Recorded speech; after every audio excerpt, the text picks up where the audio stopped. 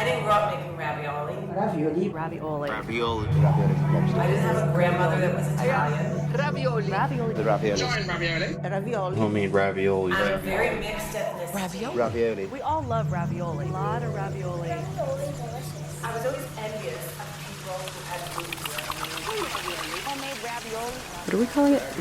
Ravioli tourism extravaganza. Yes, that's a name. Ravioli tourism extravaganza.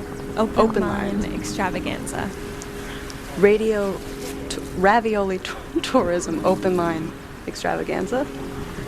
Well, technically it's Ravioli Tourism monthly open line extravaganza. A kind and gentle 3-hour tour of open lines and open hearts with Olivia and Adrienne. This is the podcast, so don't call in, but this episode was recorded live on Wednesday, November 6th, 2024, on WFMU, and we were talking about water, all things water. Water omens, bodies of water we know and love, water we know and don't love. Olivia learned what a loon is. We were all pretty horrified to find out what an amoeba can do. Really lovely calls from just about all over, just thinking about water. You can be on the air with us by calling in live every second Wednesday from 9 to midnight Eastern Standard Time, or send a voice memo to tourism@wfmu.org. We post topics about a month in advance, and you can find those either on wfmu.org, find Ravioli Tourism, or you can follow us on Instagram at ohno, that's OHNO0000, to see what's coming up. I can tell you that in the next couple of months we're going to be talking about everything from health insurance to past lives, all while mixing music and all kinds of other sounds, whatever, within, under, over the show. So enjoy the chaos and calm on Ravioli Tourism monthly open lines extravaganza.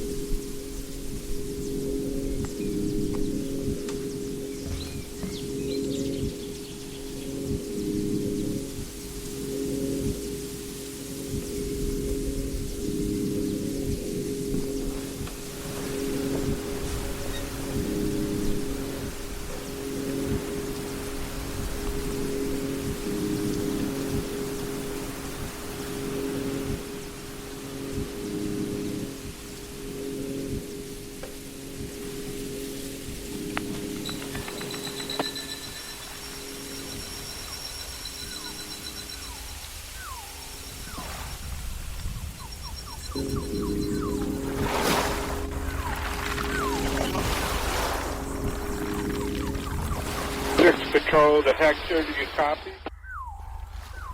Copy.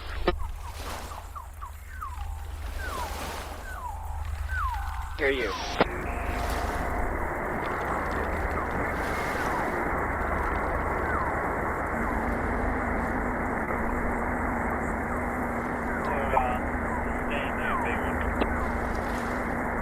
About 35.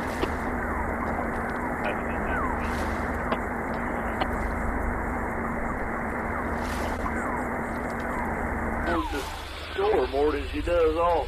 I come in here close and I want to go a different way. Yeah, I see they're tracking. Let's see what it does here. I think we got much more. 4 or 5 o'clock, it should start letting off, come in. Yeah, maybe so. Let's be right back pretty by the morning, ain't it? Sea-wise. Yeah, that's what seeing the sea state might be a little 40. Looking to get back out tonight. I'm on a science research trip, surveying all the stations. That's why you saw me. Steven and Talon come in. Yeah, I seen you up there yesterday. I didn't want to sure you were on that boat, though. Yeah, I drew it up. Just look around, knew we were coming in here. I want to see anything there in that lane we were at. Right there, I think. No, I didn't see much of nothing. Starting up right now. 2.5 bushel was the best tow we saw for 15 minutes. That's all the tows are, is 15 minutes. Come in. Oh, yeah. Regular dredge? Oh, you got one dredge or two when you do that?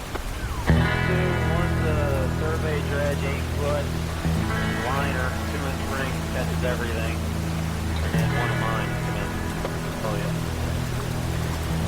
Yeah, I couldn't find that. I knew that would be cleaned up around that bridge. I was hoping at least get on some 10 and 12 or something. I didn't go this morning, but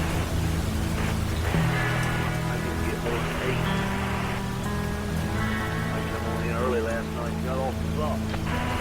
Yeah. That's all you put me off. No, I'm always on this one. Always on this one.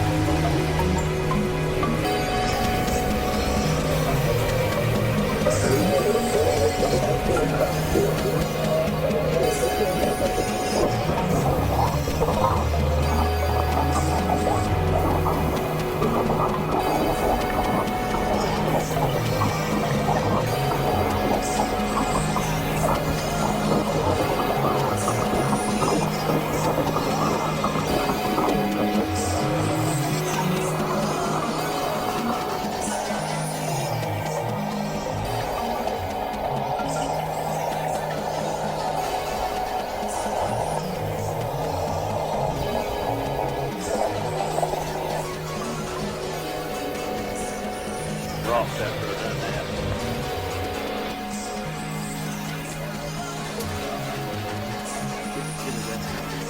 It's democratic politics to its nature and teaching it on a level.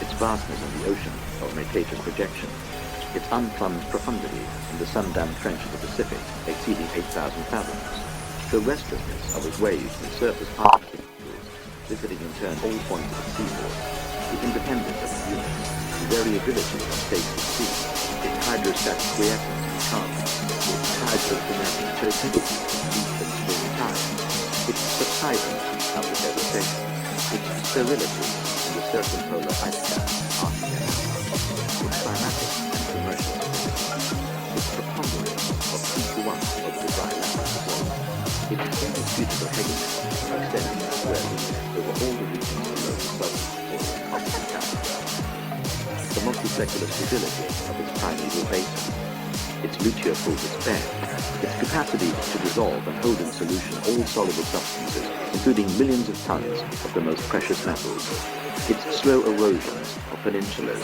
and downward-tending promontories, its alluvial deposits, its weight and volume and density, its imperturbability in lagoons and highland tarns, its gradation of colors in the torrid and temperate and frigid zones, its vehicular ramifications in continental lake-containing streams and confluent ocean-flowing rivers with their tributaries and transoceanic currents, Gulf Stream, north and south equatorial courses, its violent and secret, waterspouts, artesian wells, eruptions, torrents, eddies, pressure, plates, ground spray, watersheds, water parties, geysers, cataracts, whirlpools, maelstroms, inundations, deluges, cloudbursts, its vast circumterrestrial ahorizontal curve, its secrecy in springs and latent humidity, revealed by rhabdomantic or hygrometric instruments and exemplified by the holes in the wall at Ashdown Gate, saturation of air, distillation of dew, the simplicity of its composition, 2 constituent parts of hydrogen with 1 constituent part of oxygen, its healing virtues, its buoyancy in the water of the Dead Sea, its perseverance, penetration, in light, stellar, and down. Yeah, I heard you told it to somebody the other day. Quenching thirst and fire, nourishing vegetation, its infallibility, all we got left. paradigm, 21 days to get us to metamorphosis as vapor, mist, cloud, rain, So I do 11 this time. its strength in rigid height, its variety of forms and locks and bays, and gulfs and bights and guts and lagoons and atolls and archipelagos and sounds and fjords and minches and tidal estuaries and arms of sea, its solidity in glaciers, icebergs, ice flows, its docility in working hydraulic move wheels, turbines, dynamos, electric power stations, bleach works, tanneries, scotch mills, its utility in canals, rivers, if navigable, floating and grazing docks, its potentiality derivable from harnessed tides or watercourses falling from level to level, its submarine fauna and flora, anacoustic, photophobe, numerically if not literally, the inhabitants of the globe, its ubiquity as constituting 90% of the human body, the noxiousness of its effluvia in lacustrine marshes, pestilential fens, faded flower water, stagnant pools in the waning moon.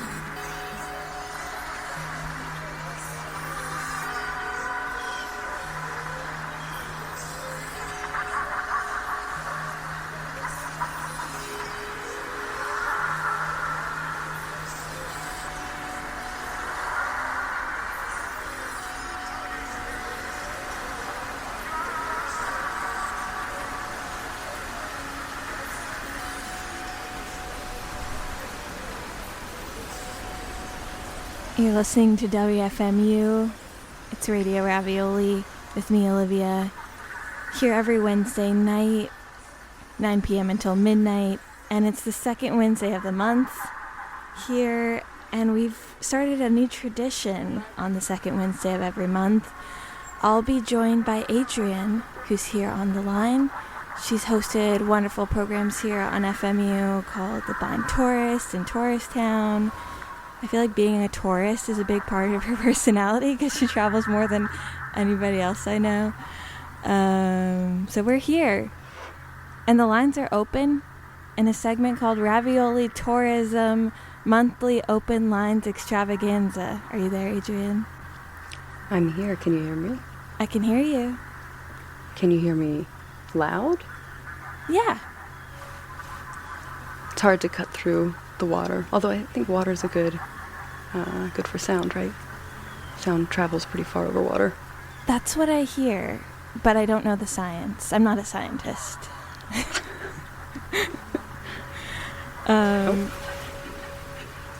Trying to bring in some kind of marine stations.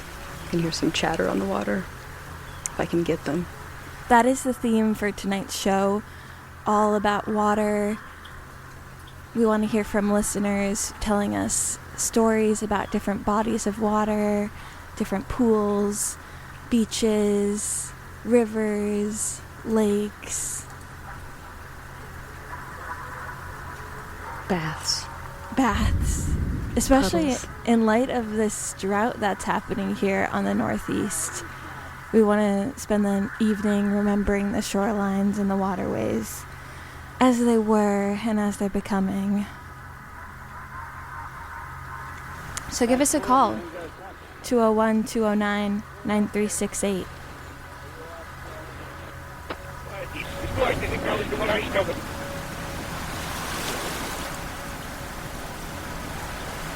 I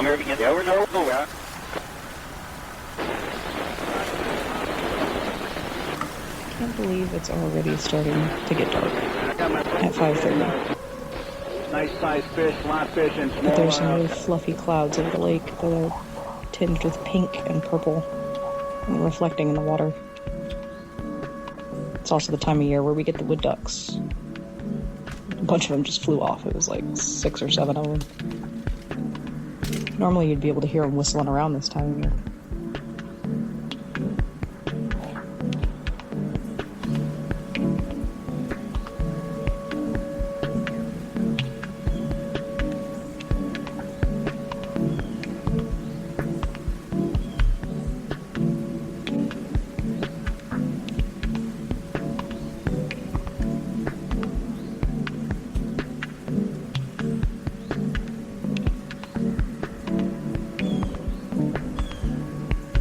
Hi, you're on the air. Hi, is this DJ Olivia? It is. Is this DJ Susie Hot Rod? It is. It's DJ Susie Hot Rod. What up, aka Susie? Schwarzwalder. What up, Jean? What up, Susie? Hello. In your real life, you work for the city of New York. Is it okay if I say that? As a photographer? Yeah, I work specifically for the Department of Environmental Protection, which is the official word for water. And you've been dealing with a lot of the stuff that's going on with the drought and water conservation here in the New York City and New Jersey. Yeah, like it's, this is the first time we've had a drought like this since 1869. So I think for people that are used to living on the Upper East Coast, our lives are so lush with water that this is a real eye-opener as to, like, I know a lot of places like California and Nevada are so used to this, but we're usually so copious amounts of water. This is like a really big thing to, like, see the reservoirs are low and everything being, you know, really dusty, and just like people being reminded as a call to action to not take it for granted and just do like little public service outreach to remind people, you know, to turn off the water. As simple as like when you're brushing your teeth, do you know how many people just don't remember to do that? You ever be around someone that's brushing their teeth, and you're like, oh my God, how thoughtless of you. It's kind of crazy because I definitely take it for granted. I grew up in California, and I was kind of like, I can do whatever I want with the water here. Doesn't matter. Water just comes forever. Have you seen anything while you've been traveling around the city that kind of shows the drought, the effects of the drought? Well, for sure, like, I work only in the 5 boroughs, so all of New York City's water comes up from up north in the Catskills. We actually have another photographer that works up there, but it's kind of actually a twofold thing that's happening. Like, if you've seen in the news, we're actually doing a massive $2 million repair on our water tunnel from the Delaware Aqueduct, which is like one of the sources of our water. We're very flush with water. We have 19 reservoirs that we use, but one of our main pipes, one of our main aqueducts, which actually I learned is the longest tunnel in the world that comes from upstate New York, is getting repaired right now. So they're putting in, instead of like rebuild the pipe, they basically build another pipe and then they have to connect it.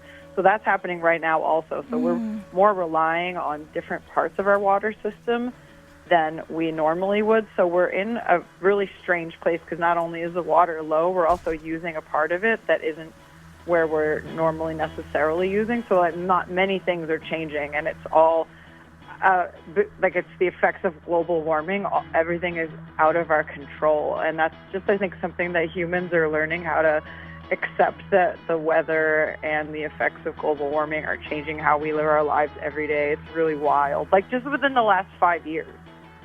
It is really wild. I know there's actually fires happening on both coasts right now. There's fires in Ventura County in California.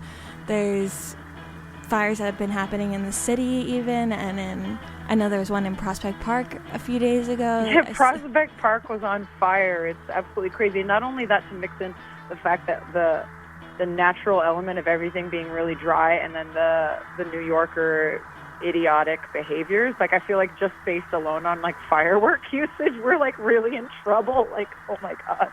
But like New Jersey's having it. It's not unique to, like, I live in New York City, right? So maybe I'm not even thinking about New Jersey, but it's like a no-brainer. Like, everyone's not getting rain right now. So it's not like we can just borrow it from our neighbor. It's a whole other the whole and north, like to have wildfire coming from just right within your own city, that's never happened. It's so crazy. Oh my gosh. You can smell it. You know, everyone's like, you can see it in the sky.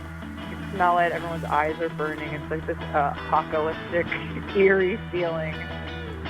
Very apocalyptic. I'm definitely feeling a tiredness, and definitely smelling the effects of the fires. But thank you so much for calling us, Susie, reminding us about the real effects of what is actually happening with our water right now in the Northeast. Yeah, and I mean, one thing, just like remember, our connection to water is such a beautiful thing. Like, water is our life, and normally we're so lucky to have it. Like in upstate New York, you can go to all of our reservoirs. Like, they're open to the public for jogging around, biking, boating, and things like that. So if you can go and like visit and be a part of our nature and our water story, go and celebrate it. You know, hopefully this is only like a short-lived thing, you know, the drought, but just remember how precious it really is and how much of life is in our water. And it's changed my life a lot working for the city. Like, I was always a photographer, but I never was as connected to nature and being around scientists and, you know, advocates for the earth, and it's like really changed me a lot. So hopefully this will, you know, celebrate your connections to water, and I look forward to hearing everybody's stories about all of their experiences with water. Me too. Give us a call, 201-209-9368. Thanks, Susie.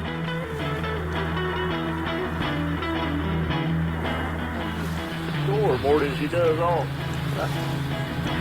You're close, and I want to go a different way. Yeah, I see they're tracking. Hey, Olivia. Hey, what's up? You know, last month, 4 or 5 o'clock, it should start. we inadvertently did a bit of a water episode. We had so many people calling about the hurricane. It was Hurricane Milton in Florida. So that became a big part of last month's show. I mean, the hurricanes were happening. We were literally on hurricane watch down there in Florida. I'm getting a call right now with somebody hopefully sharing their story about a body of water. Hi, you're on the air. Oh, good evening, Olivia. Good evening, Adriene. How are you? Hey, good. How are you? Doing well.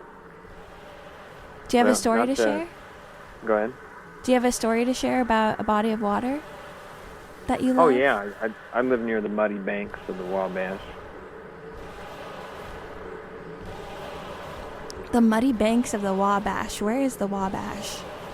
Well, it goes all over in the Midwest area, but I'm in Indiana. Did you grow up there? Oh, no.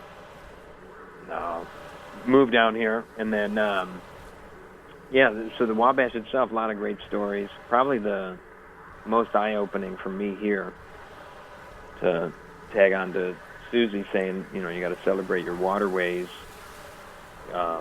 If you don't know, Are you aware of CSO events, either one of you? No. Tell me. Inform me. Yeah, combined sewer overflow events. So it has to do with how the stormwater and waste sewers are constructed, the infrastructure, where they can only take in so much to be treated in the system. Usually they're combined, both your waste from your house or apartment or business or streets or whatever. It all goes to the same pipes. But the waste facility plant can only process so much water. And so if there's too much water, it has to go somewhere, Olivia. Where does it go? And it goes into your waterways. So if you ever see those signs where they say, like, oh, CSO event or, sewage and water, or it's real sad. I mean, we've been dumping millions. If you go and you actually look up the records of it, waterways have been getting millions and millions of gallons of stormwater runoff. Decades and decades. Yeah, that's gross. That's no good. It is. But a good positive, when there isn't a CSO event and the water's fairly clean, the water moves a lot. It's a very vibrant, for just being a muddy old river, it's pretty cool to go down there. What's like a good memory you have of the muddy banks of the Wabash? Oh, seeing all the wildlife. What kinds of wildlife? We get bald eagles that all nest up in there. Did you ever just hang out there? Oh, yeah. The kids, they got a park not too far away. You can walk down there, get a bunch of weird little river shells. Ooh, river shells. Oh, yeah. What's the coolest shell you've collected? I mean, they're all there's this really nice.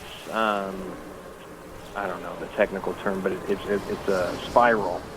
It's not large, but it'll be consistently. I'm not sure what animal it comes from, but when you find a nice one of those, they look cool. Kind of muted colors, but they just have a nice shape. That sounds really cool. Do you have any saved? Oh, yeah. Yeah, there's a few on the bookshelf. Awesome. Well, thanks. Hold them tight. Will do. Have them on display. Send me one here to WFMU. Okay, yeah, we'll send WFMU a little care package of Wabash Beach. I'd love it. Thanks for giving us a call. Yeah, hey, cheers. Have a good night. You too. Thank you. Take care.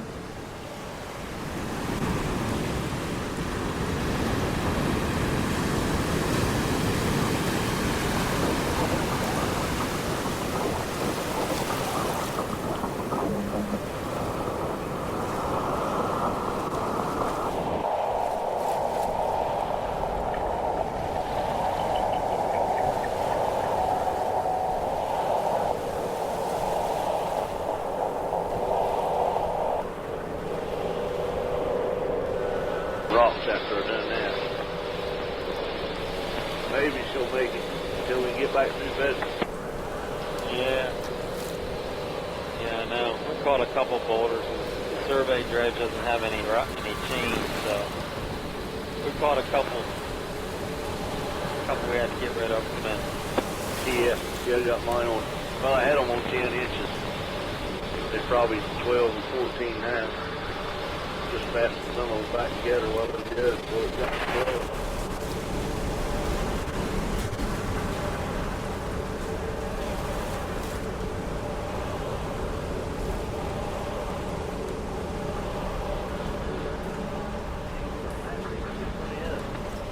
Hi, you're on the air. Hi there. I'm calling to share my story. Hi, what's your story? My story is that since I was 1 year old, we've gone to the same bodies of water every summer up in Maine.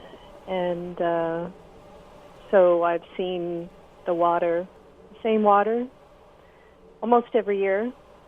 And seen a lot of sunrises and sunsets, but I have one really beautiful memory of the pond, sitting on the dock, and at night when the sky was clear and the pond was so level or so calm that it reflected the starlight, and I was sitting there looking at it and looking at the moon, and then I heard a loon calling.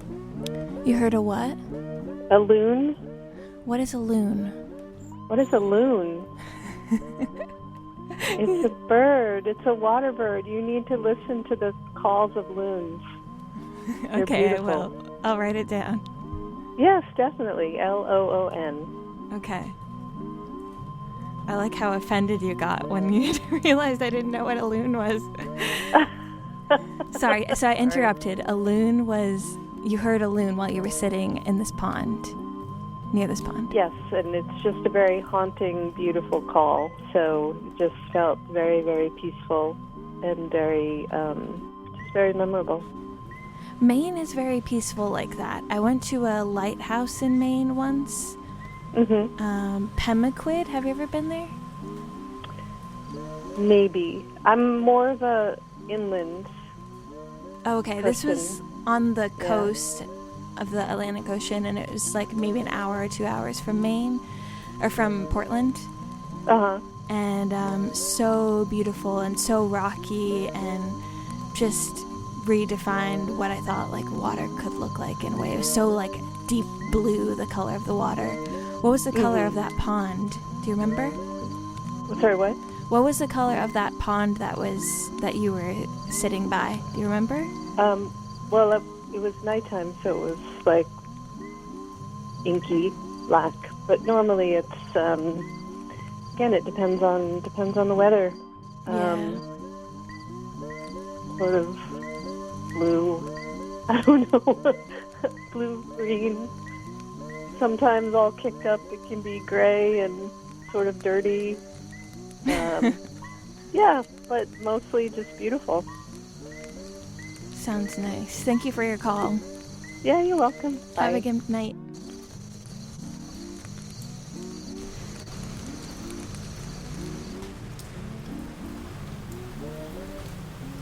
What color is water? I know. What color is water? How I would was you just answer talking that? I was just talking about this earlier today, but I wonder if that idea of blue water came from some very specific poem about some very specific lake somewhere. The idea of water being blue, you mean? Yeah.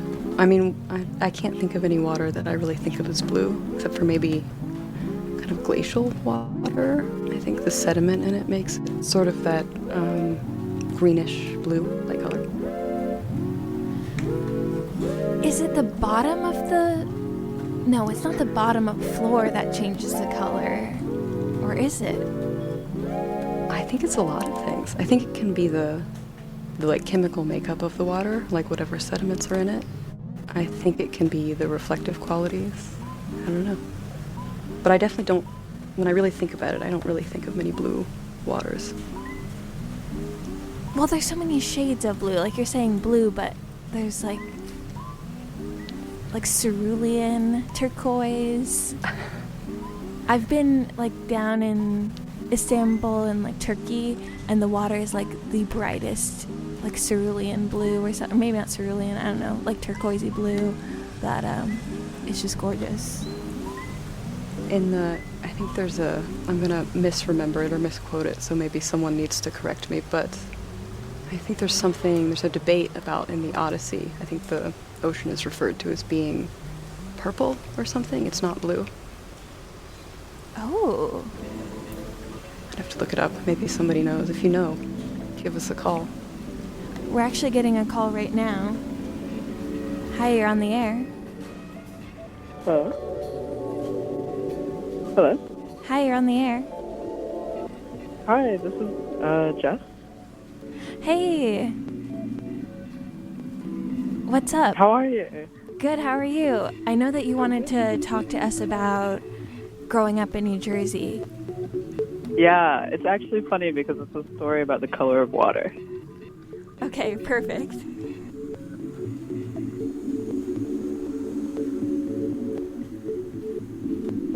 Are you there? Yeah, I'm here. What's your story about the color of water? I guess my story about the color of water is that I didn't know that water could naturally be blue because I grew up in New Jersey.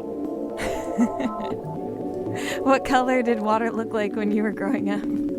Well, we would go to this beach called Sandy Hook when I was a kid, like very early in the morning. And I just always thought that water was actually like gray, like dark green, brown, because that's just how the Atlantic looked. And I thought that water being blue was a cartoon thing. So you're like, this isn't real, like, haha, they do this in the cartoons. Exactly, like how the sun is yellow. I was like, oh, this is just like a metaphor, I guess, for water. When was the first time you realized, like, hey, wait, water can be different colors? Yeah, my grandparents took me to the Caribbean when I was a teenager. And I was so shocked at how the water looked that I thought they were treating it for tourists. Oh, interesting. But it's natural. What color did it look like?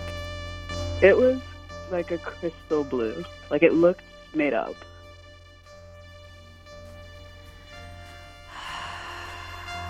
I'm like taking myself to here. I wish I was there right now. It's really, I have to say, it's like alarmingly blue. So what color blue would you describe it as? Like bright? Like bright, like an eye. Like if you've ever seen like a very blue eye, like that is the color of the water in the Caribbean. How old were you? I was probably 16. Did you swim in it? Did you go inside? No, I didn't swim in it, but I did sort of kick around. I kicked around in it, and I kept touching it because I was trying to feel like a chemical feel. Because you were convinced that this was humans. Yeah. Did you not swim? Do you not swim? No, I don't know how to swim. So I was just sort of like wading around and sort of trying to investigate.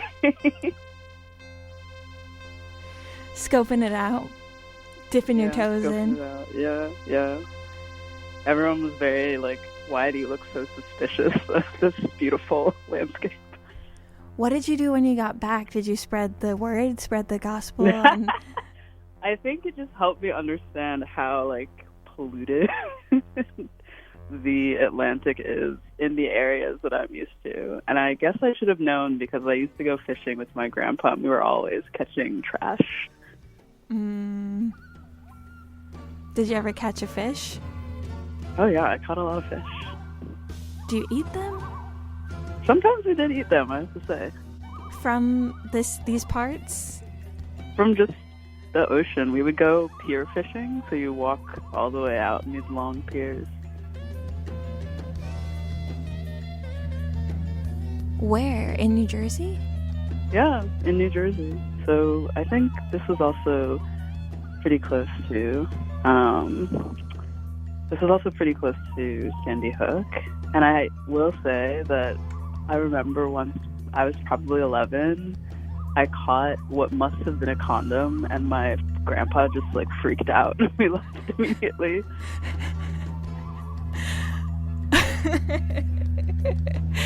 Did you talk about it, or you? No. Just it was like, avoid time it. to go. It's time to pack up. Let's get out of here. Time to go, indeed. All right. Thank you for your call. Yeah, of course. Have a good night.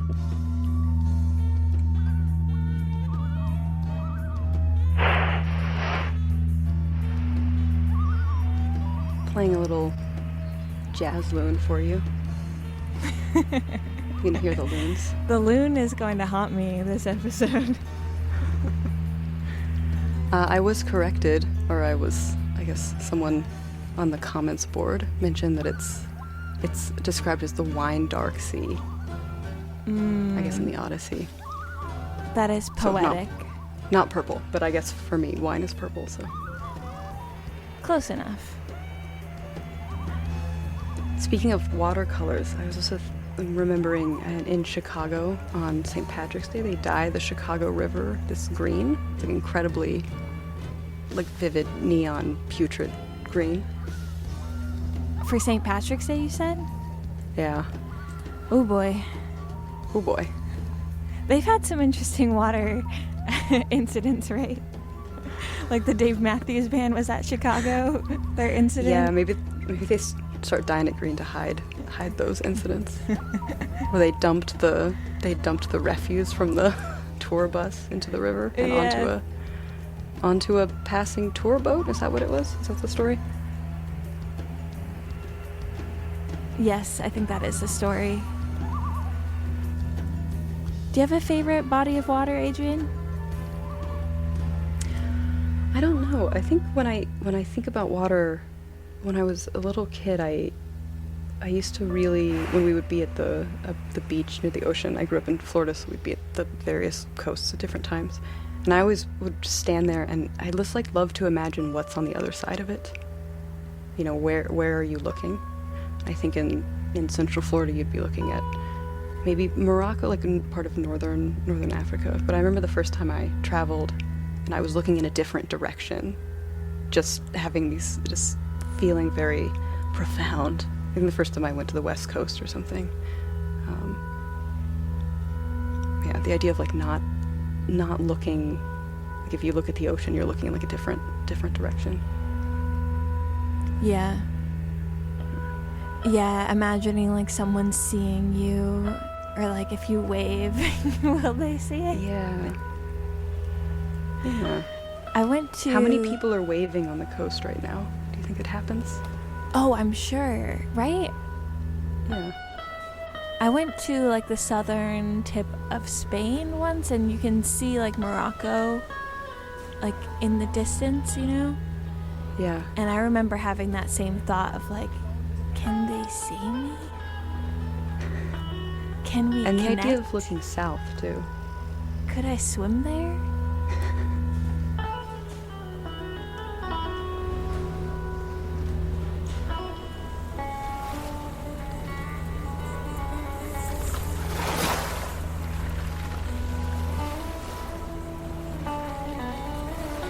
Control the Hector, do you copy? Copy.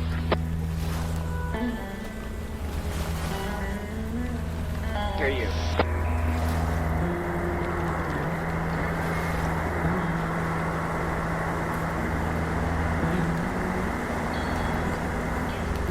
I think that my relationship with the ocean began and has come around again to fear. I'm so afraid of the power of the ocean and of being dragged underneath and being pummeled around and tossed around, and it scares me. I'm a coward in the water, but for a little bit in the middle, maybe between the ages of 8 and 12 or 13, I was, for me, fearless. In the summertime, I would wake up and I would have breakfast and hang out a little bit, but my brother and I would already have our bathing suits on, and we would be lathered with sunscreen, and my dad, for a couple of summers before we ran out of the house, would grab us and spray lemon juice into our hair. And so we would highlight in the sun, and we would grab a couple of neighborhood kids. There was a kid named Mikey, and there was a kid named Frankie, Jesse, a girl named Bronte. There's another kid. His name. His little brother's name was Jack. Anyways, there were a bunch of kids. It was like, I don't know, it was kind of an idyllic childhood. We would just go to the beach. We would just cross the street and we'd be there. And we would all just go into the ocean. Whenever we needed to eat something or go to the bathroom, we would just go home. And we would just go back and forth and back and forth. And there are these memories I have of being in the ocean with like 5 other kids.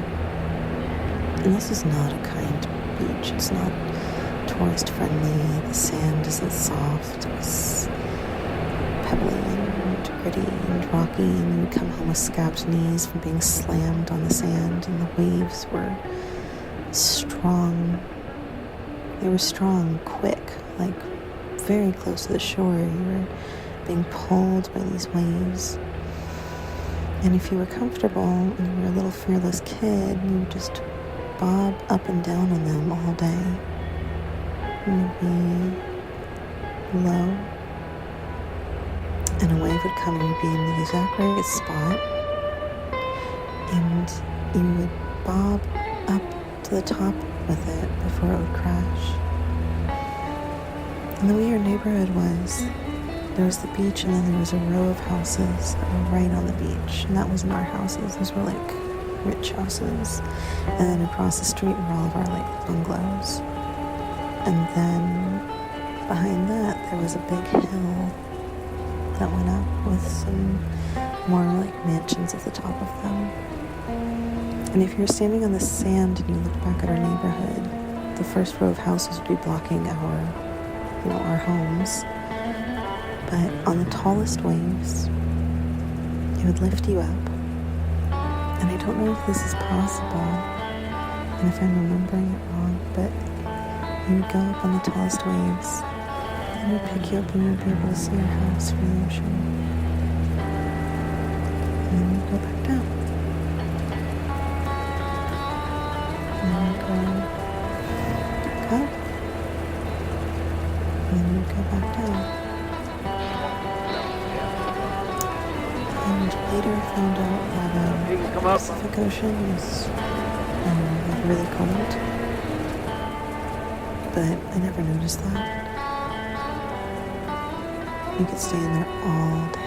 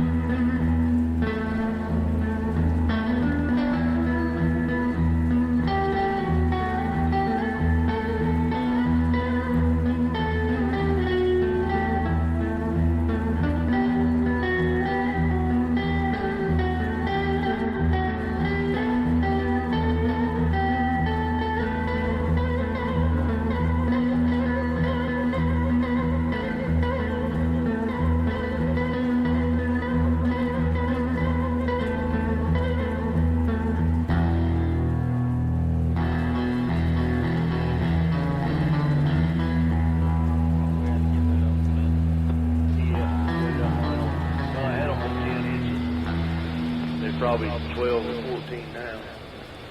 Just fastening some of them back together while it is.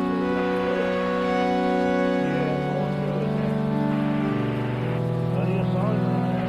On the road, but there's plenty of it there, especially out here. It ain't real plastic, but it's put in. Yeah, we were watching that stuff for a couple of years. Back there. Big time channel boats are there, you go, boy.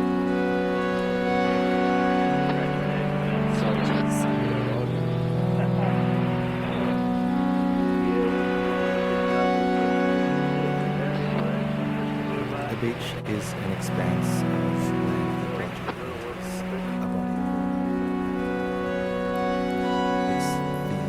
It's an extended surface area of land gradually entering water. A beach is an extended area from which land emerges from water.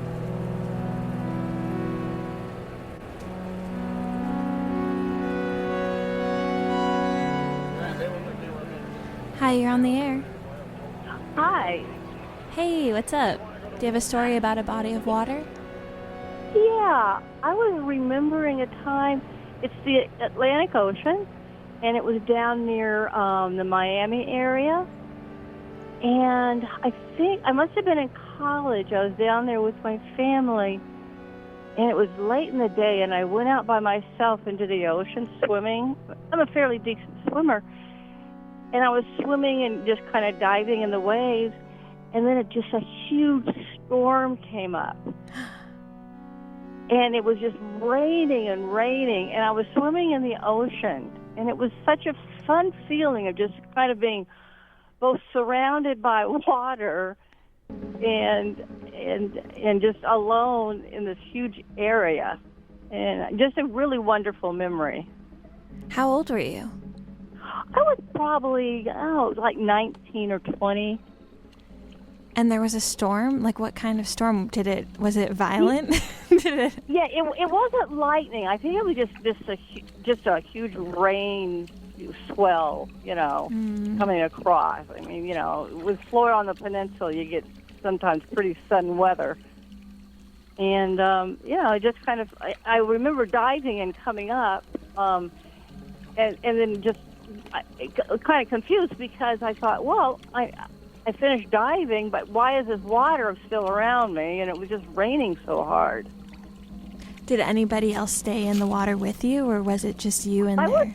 I think I was pretty much by myself. It was later in the day, probably like 6 or 7, and I don't remember a lot of people around. And you said you were with your family, though, right? Were they there? Well, my family was probably still in the hotel room or something, or walking on the beach. Yeah. So, but, I was just swimming out by myself. And, I mean, in hindsight, I suppose it wasn't the safest thing, but I was never afraid. What was the weather like? Was it hot? Yeah, it's always hot there. So it's like a warm rain coming down on you? Yeah. And the only time I think you get cold in parts of Florida is if you go into the air conditioning after you get wet. So. And you were swimming, do you swim a lot? You said you're a good swimmer? Yeah, I don't swim a lot. I don't have a pool or anything, but I enjoy swimming a lot. And in college, I swim, not competitively or anything, but, a lot. And then afterwards. But, yeah, I enjoy swimming. I enjoy just diving into the water and, and just swimming and, flipping over on my back and back paddling. And the ocean is fun when you're swimming because you can just let the waves, and, the salt water makes it easy to float, but just kind of move you around however you wish. When's the last time you went swimming? Whoa, good question. It's been a while. Maybe 6 months ago, probably at a pool. Mm-hmm. Like at a gym, like a gym pool, or what kind of pool? Yeah, like at a gym pool. But I'm trying to think, when I get to the beach, I live in Florida, I like to go, to the beach, and I like to swim in the water in the beach. It's, it's the hard part, like any time, is just getting into the water, right? It's like, oh, it's cold, but once you're in, it's okay. I love being in the beach water. Yeah. Do you ever get scared, or have you ever been scared of what's in the water?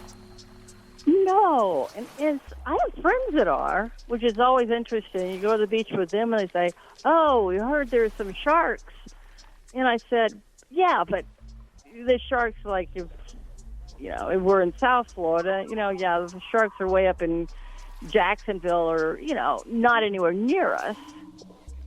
But you were also swimming. A lot of friends just kind of have that fear of if they can't see below them. They can't see, you can't see below you in the ocean too very far. So, but that doesn't bother me. I mean, you also started this call by saying you were swimming in a storm, so I feel like you're kind of fearless. I wouldn't go that far. But I wouldn't go in the water if there's lightning, But with just rain, it's good. it's kind of nice to be like submerged in water and then have water coming at you from a different direction, if you know what I'm saying. Yeah, for sure. Yeah. It's like a beautiful feeling. Yeah, and you just feel like, I guess, kind of one with the whole environment. Yeah. You know, I mean, it's kind of like reacting to you and, you know, just kind of moving you around. It's a really nice feel. Completely. Thank you so much for your call. Yeah, thanks. Bye-bye. Bye. You're listening to WFMU East Orange, WMFU Mount Hope in New York City, and Rockland County 91.9 FM, and online, WFMU.org. We're taking calls. People are describing bodies of water that they love, memories, nice memories. Give us a call, 201-209-9368. Are you afraid of the water, Olivia? I'm not really afraid of the water. I'm afraid of, like, alligator water. That's the only time. Have you been around alligators in the water much? No, but I've been in, like, you know, I feel like in the South they have a lot of those, like, drive-in zoo kind of things. And I've been in those and, like, walked by, like, alligators, but I've never been near water. I haven't been near that many bodies of water where you're actually scared of that. Have you? Yeah, some. I mean, I grew up in Florida, so I've definitely been on a lot of rivers where there's gators pretty close.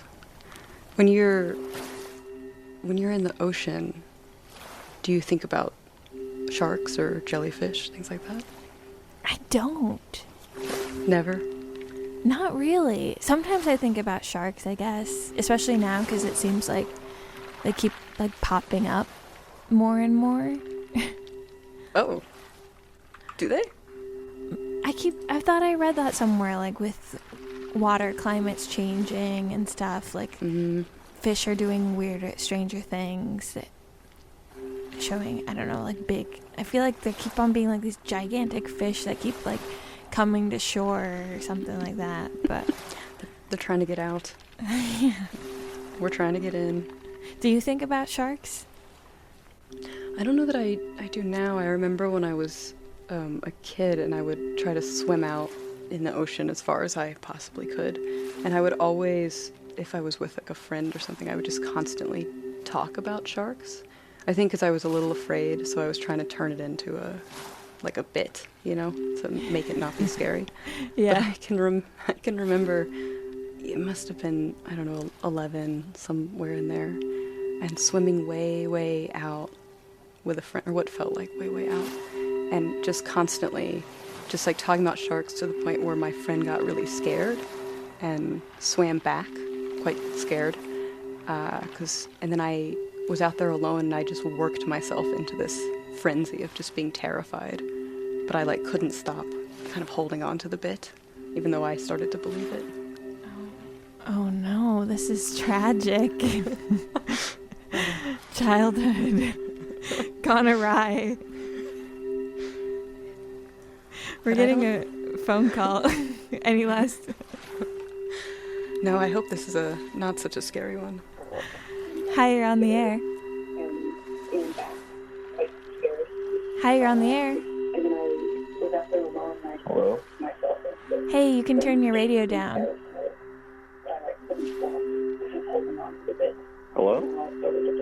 Yeah, you're on the air. Oh, what? Hold on.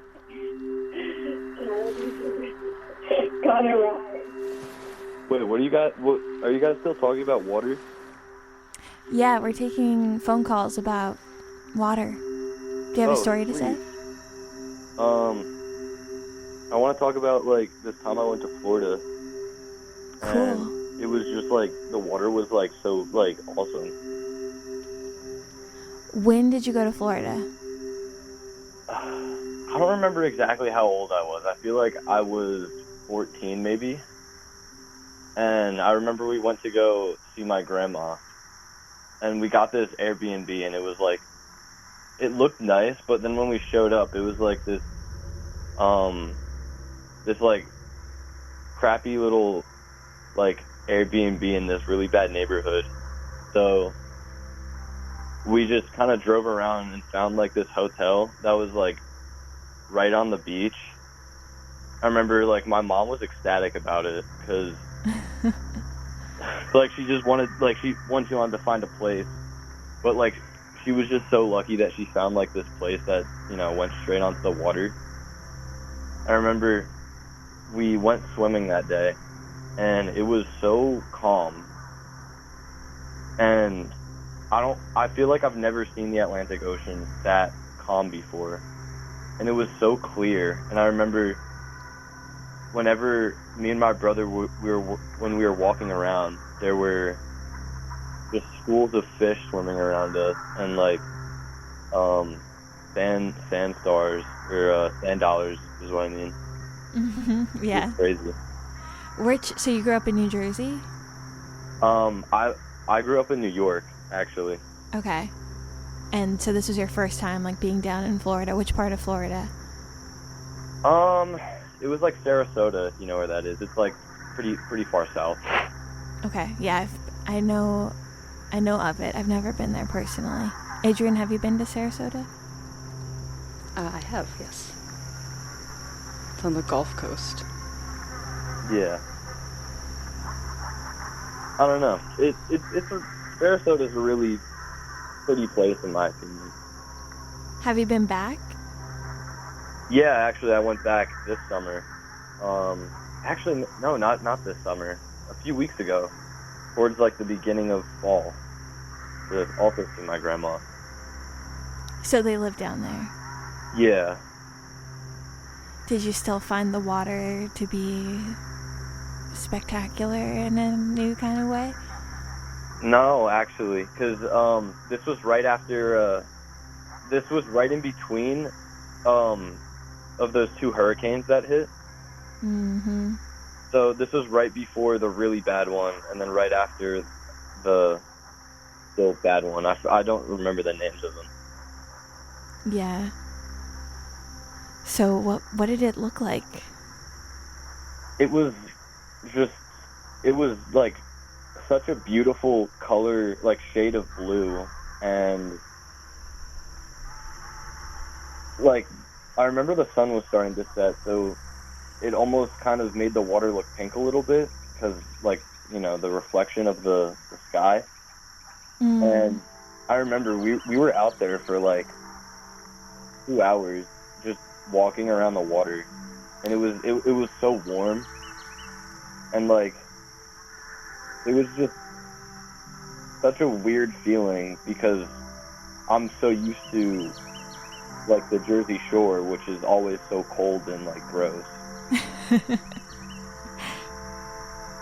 You're talking about this was the last time you went, or the perfect, like, ideal time when this was when you were 14? This was when I was 14. So how did it change this last time? What did it look like? You said it was completely different. Yeah, so everything, because this was after the hurricane, everything was destroyed. And I remember we went to, I don't remember the name. I'm sorry, I'm bad with remembering recent stuff, but it's okay, I am too. We went on to this little island, and all the restaurants and houses were completely demolished. And I remember it started to rain, and it was like it was like flooding and stuff. It was crazy. Aw, that's kind of sad. Yeah, it was, but I don't know. It was just so weird to see like this place that I remember being so beautiful, like so destroyed. Did you get a chance to go in the water when you went there when you were 14? Yeah. That's when it was really, when I went when I was 14, that's when it was like so nice. Yeah. But when I went this year, it was like we weren't even allowed to go in because of the hurricane and everything. Thanks so much for your call. Thank you. Thank you for letting me on. Have a good night. You too.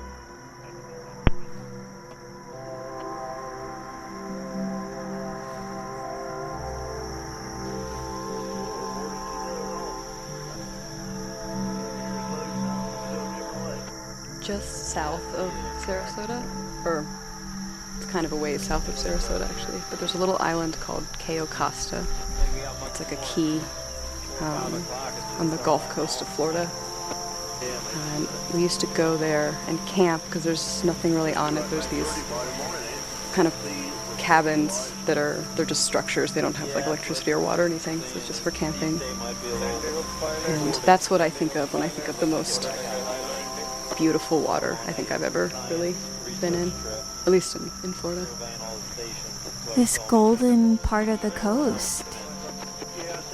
Yeah, it's a beautiful part of the coast. It's just north of the Everglades and then Mayaca State Park, which is this park right above the Everglades, home of the Florida skunk ape, among other things.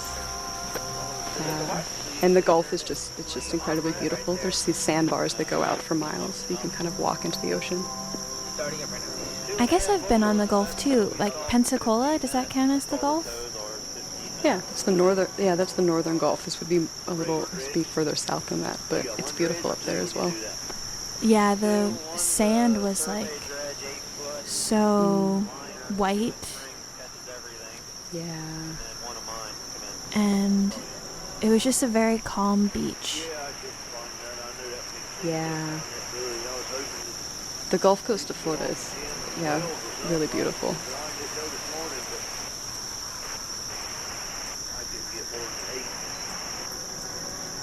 We're taking calls tonight, hearing different stories about different bodies of water. We're hearing stories about different coasts, the ocean, the Hudson River, Floridian river waters. Give us a call with your story, 201-209-9368.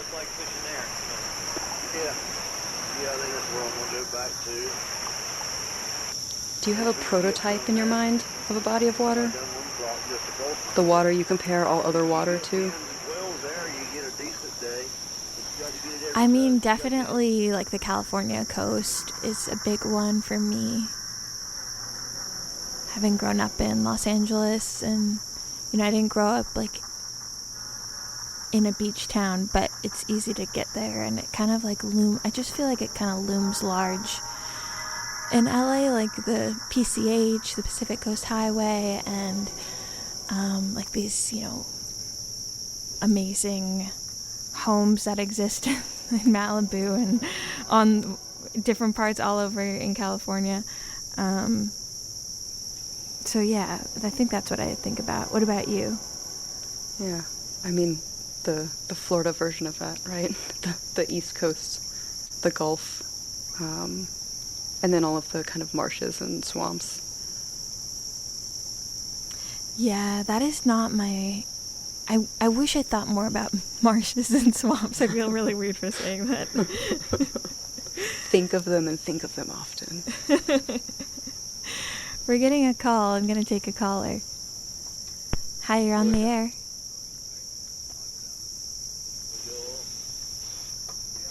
Hi, you're on the air. Hi. I just turned the radio down.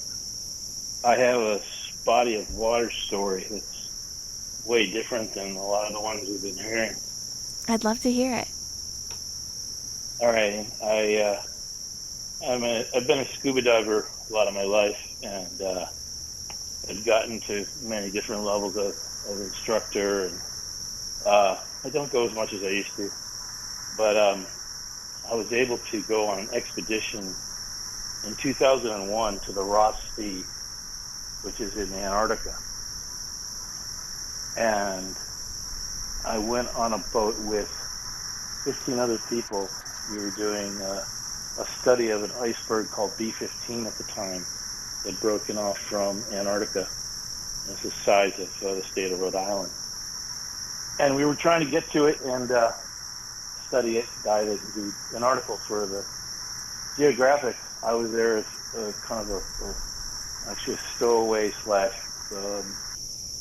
camera assistant and dive assistant, and ended up having one experience where we made it to a place called Cape Hallett after crossing the Southern Ocean from New Zealand.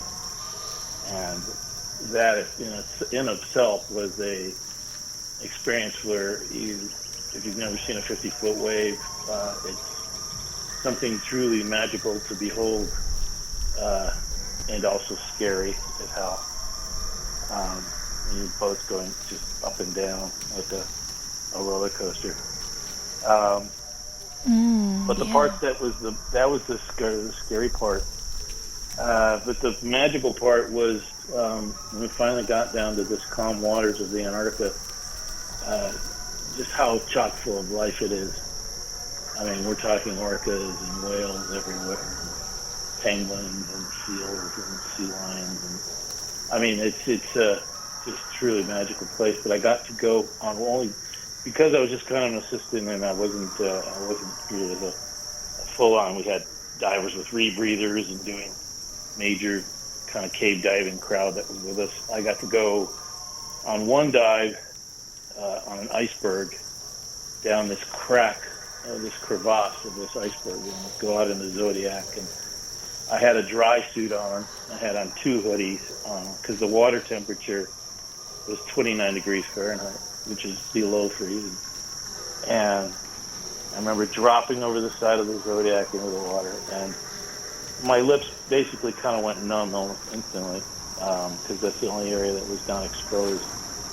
But I dropped down in between these cracks on this iceberg, and there was these tiny little fish that are about 2 inches long, transparent, big eyes, just staring out at me from these little like indentations in the sides of the ice, and the colors of the ice and the way that the light refracted as it came down through the ice. And, truly amazing experience. I got down to about 100 feet and realized my regulator was pretty down because it had frozen. So I only had about a 15-minute dive, but it was great. Got back to the boat, and we then a few days later we were anchored next to this iceberg, and it started to get really warm and winds picked up, so we decided to pull away. And sure enough, that night the whole iceberg rolled. If you know what that is, it's icebergs, they roll, and the whole thing just tipped upside down. And if we'd been diving on it or anchored next to it, we would all be dead.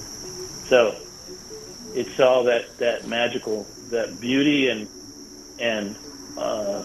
incredible beauty, and yet uncaringness of the ocean. The ocean doesn't, bodies of water can be soothing, and yet they can also be deadly, and it's just what they are. So that was a really great experience. I do miss being in that part of the world. It's probably the most pristine environment you could ever be on our planet in terms of water.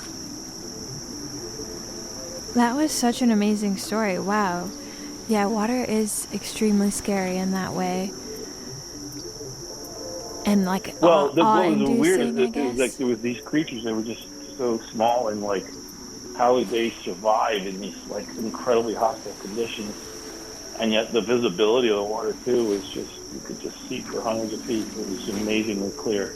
It wasn't even like being in water. It was just so clear because it was so cold. We were talking about color earlier, and the reason there's color in the water is the amount of diatoms and small life that are reflecting the light in the water, the algae, the tiny little microbes that live in the water column. And when it's super cold or super hot, like the tropics, it's really clear. Or super cold, it's really clear because there's not lots of life in that water column. So that was what was really amazing about that. And the way that the light would come through the ice on top. It was.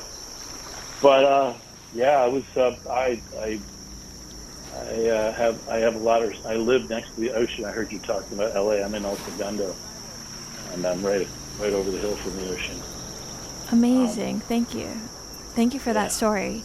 Yeah. Wow. Very powerful. Thank you. I'm gonna let you go, but have a great night. Okay. Aloha.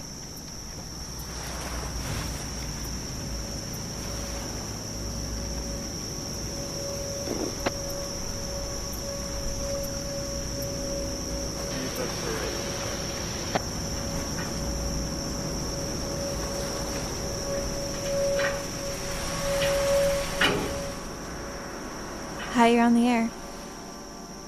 Hi, can you hear me? I can hear you. Hi. Did you just end with a scuba diver? We just ended with the scuba diver. How crazy was that? That was crazy. I wanted to call to talk about kind of the inverse of that experience and a tiny element of water that can really affect your life. Amazing. I'd love to hear it. Yeah, so I got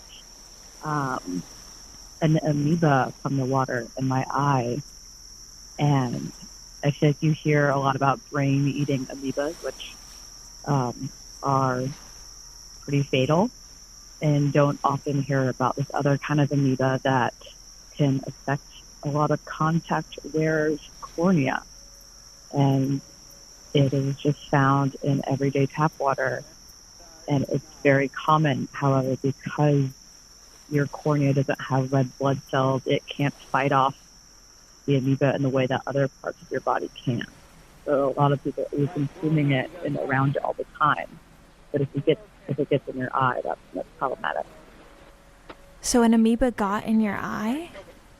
An amoeba got in my eye, yes. From tap water?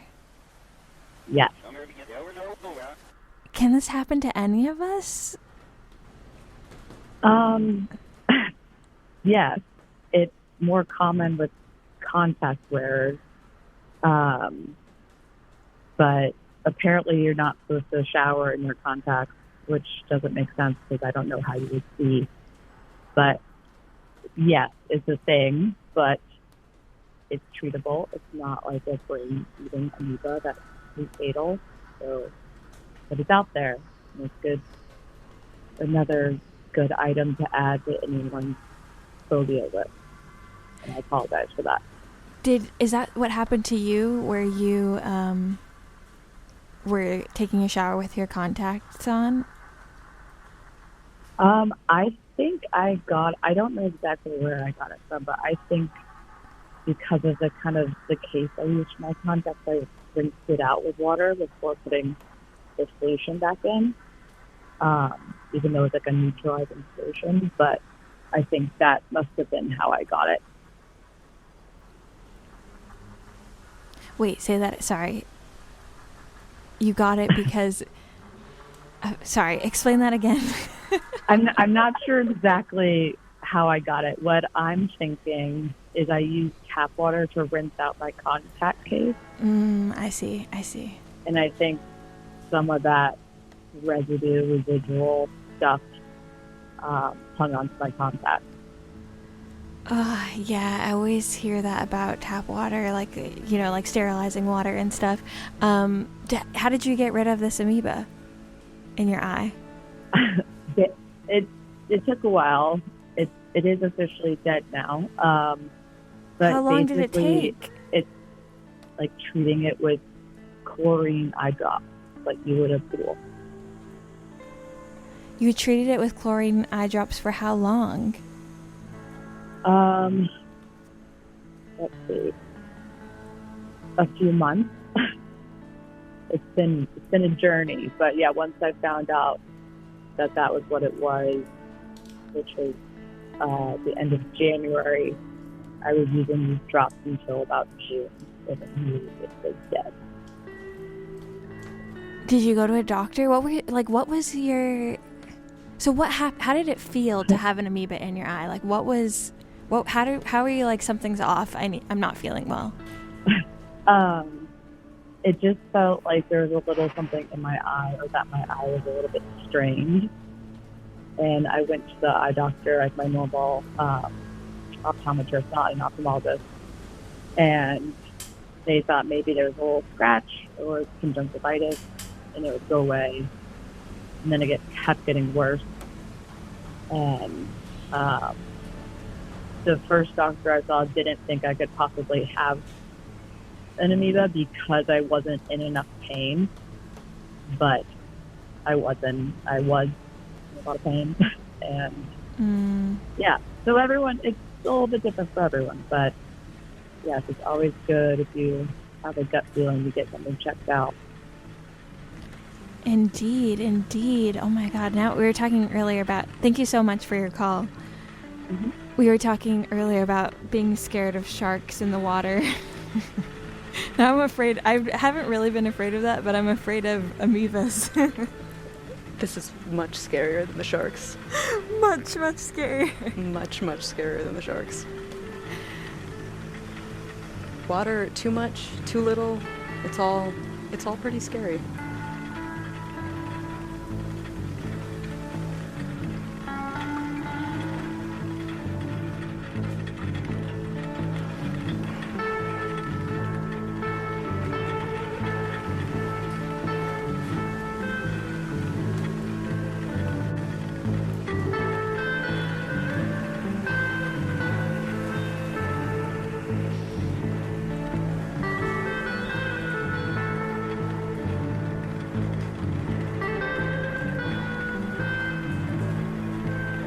We haven't talked about swimming pools. Do you have any swimming pool memories, swimming pool feelings? I think of swimming pools as being pretty full of amoebas, although I guess that's why they have chlorine.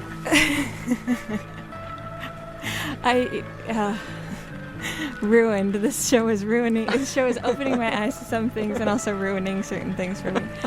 Yeah, my dad had a pool at his house growing up, one of the places he lived. It was in this town called Arcadia in California, which is a really weird town because there's peacocks that are roaming the streets everywhere. Like, we would wake up and the backyard would be like filled with peacocks, and then the front yard, sometimes you're like driving into the driveway and the peacocks would just be like around, because I think this is the reason, because there's an arboretum in Pasadena and Arcadia, and they like imported peacocks in for that, and now they just like roam the streets and walk around. So there was a pool. It was a giant like cement backyard, and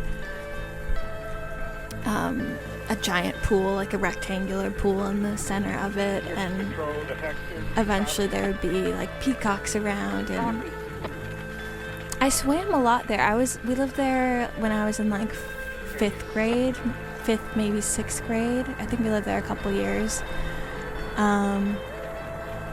Swimming among the peacocks.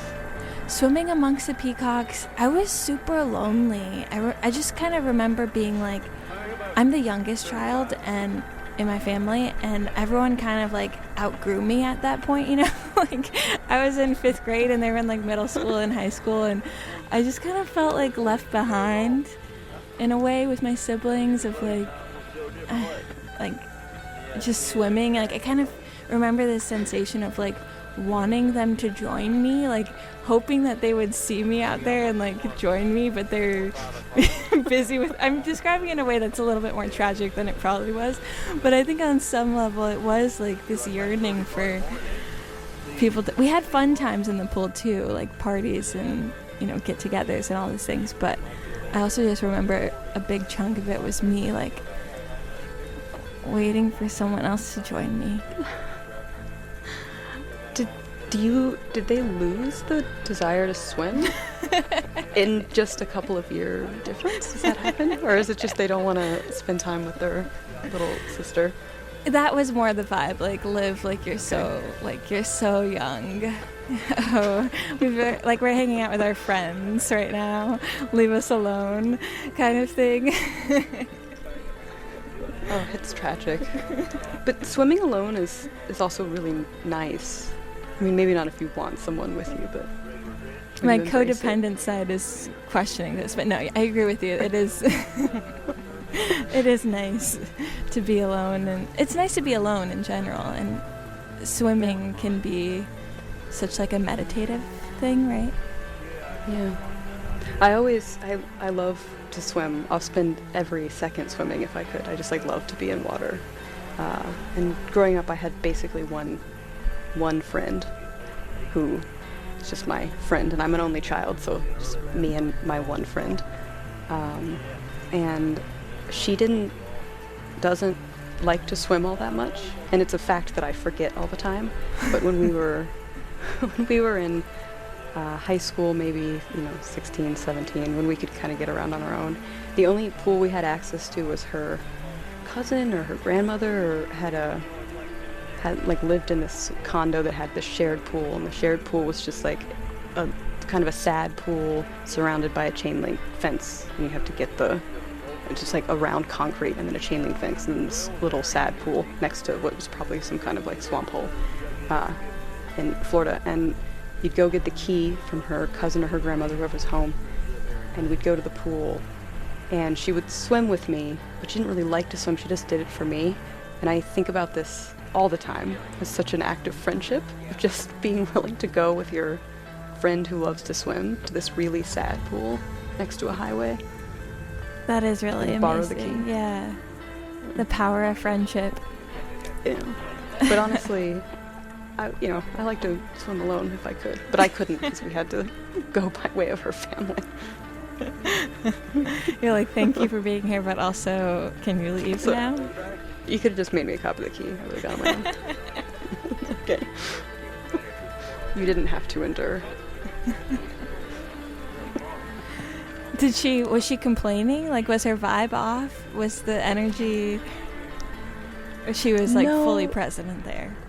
No, she was present in there. I think, friendship is really, is just basically talking and in different locations. So I think she kind of went with that and was like, okay, we'll talk at the pool instead of, like, at the Steak and Shake or wherever we were hanging out. I don't know. When I was younger, like even younger than 5th grade, like, I don't know, earlier elementary school years, I remember spending a lot of time in pools when I'd go visit my grandma. She lived in, like, mobile home park, and we would, like, we would just spend all day, like, in the summer, like, that's where we would be. Like, my grandma would have, like, her little wine cooler thing, and then we would be, like, just swimming in the pool. And I remember being like, I will not wear sunscreen. I refuse to wear sunscreen. And everyone would be telling me the whole day, like, you gotta put it on, like, it's gonna be bad. And every time I was like, no, like, this is me. I will not. And of course, I'm, like, extremely pale and was burnt to a crisp. But, do you regret it now? I do regret it. I would be the adult telling myself to wear sunscreen now. That's one thing about aging I've learned. My grandmother used to always just show all her sunspots to everyone, all of the kids, like all of my cousins, to be like, wear sunscreen or you will be covered in sunspots. I don't know if cancer was on her mind. It was just the aesthetic. The visuals. She was afraid of. Give us a call. Tell us your stories about pools or bodies of water. 201-209-9368. Sunspots, sunscreens. Hi, you're on the air. Hi, you're on the air. Hello. I'd like to tell you about the Susquehanna River. It's about 400 miles west of New York City. Okay. Yeah, tell me about it. What's it like? It was probably about 1985, and the whole town has an event where about 1,000 people, you pay admission, and you take an inner tube 3 miles down the river. So it's like 1,000 people going down the river on inner tubes. And I remember as I was walking, you're way out. You're 4 hours west of New York City, in the middle of Pennsylvania. So as I'm walking into the water, I look down and I see shark eggs, and I'm like, and I say to my sister, "Look, these are shark eggs," because I recognize them from the shore, from the ocean. And she's like, "Those aren't shark eggs. Those aren't shark eggs. There's no sharks out here." So we get on the inner tubes, which are just rafts, and we're floating down the river. And about 10 feet away from me, a 6-foot shark just jumps right out of the water and lands like 2 feet away from me. And I'm like, "What? Holy cow! What was that? It was a bull shark. About 2 years ago, in the same spot, someone reeled in a 9-foot, 400-pound bull shark. Bull sharks are they come up the Susquehanna River from the Chesapeake Bay in Maryland, but bull sharks they can swim in fresh water. They can swim in the ocean or fresh water. So they swim all the way. They find bull sharks in St. Louis. They can swim all the way up rivers, and I always like, did I just smoke something? Like, what did I just see that? But yeah, that's what I thought. And it's the movie Jaws was there wasn't a great white shark that killed all those people. It was a bull shark. They're very aggressive, and they can swim in shallow water. They even find them up the Delaware River. That is terrifying. What did you do? What happened next? Nothing happened. I was. Nobody cared. I mean, you're way out. You're way out in Pennsylvania, and there's anything from bears to rattlesnakes to like locals don't. They like you could say I saw a shark, but locals don't care. They have bears in their backyard that they have to deal with. Rattlesnakes or bobcats. It's just you have to. They just live with nature. Nobody really cared. But if you find this interesting, you can Google it. Just Google sharks found in the Susquehanna River, and it'll tell you about 2 or 3 years ago they reeled in a 400-pound bull shark. And this is the one that you saw as well, or it's a different one? No, the one I saw was back in 1985 when I was 11. But they live. Bull sharks live in fresh water or salt water, so they swim right up rivers. That's what the movie Jaws was based on. It was not it wasn't a great white shark. It was a bull shark that swam up a river and killed a bunch of people. I see. So you're never like you may think you're 4 hours west in the middle of Pennsylvania and you're not going to see a shark, but there's and the weird thing was the town has this big event. I don't think they do it. That was 40 years ago. But the town would have this event where people would get on inner tubes and float 3 miles down. Like thousands of people would get on inner tubes and float down the river. It was like a summer event, but I don't think they do that anymore. But I knew I saw a shark. I'm sitting there, a gigantic shark. I'm in the middle of Pennsylvania. A gigantic shark jumped out of the water and landed right by my feet. I'm like, what?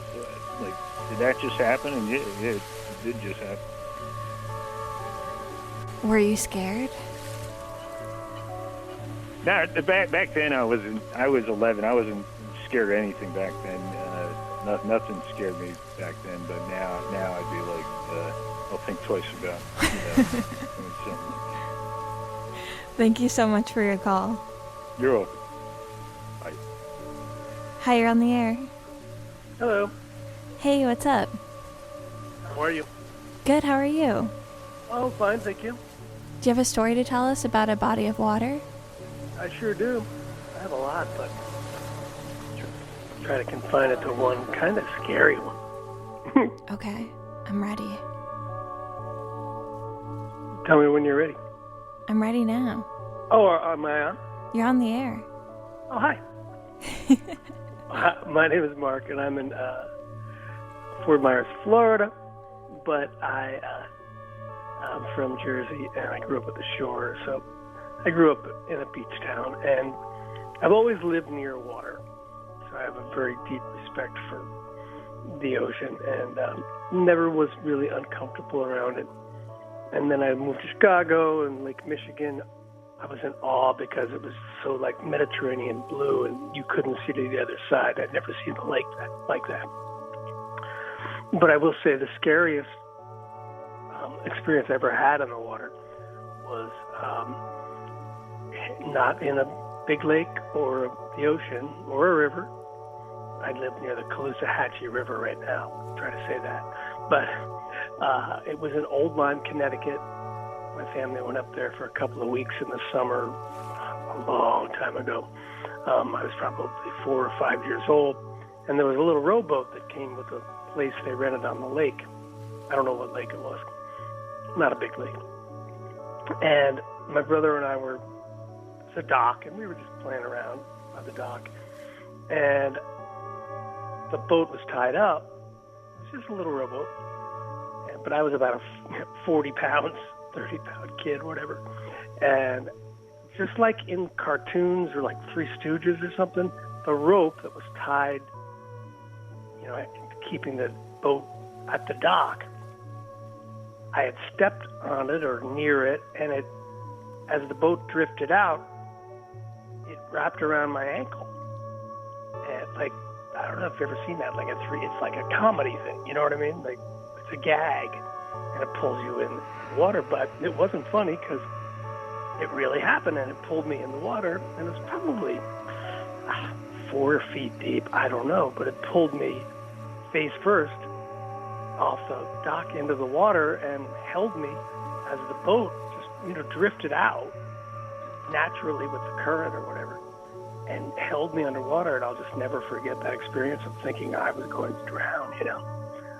As a little kid, it was like I just remember the feeling, and I didn't, obviously, but my brother, who probably would have liked to see me drown at the time, ran in and got my dad.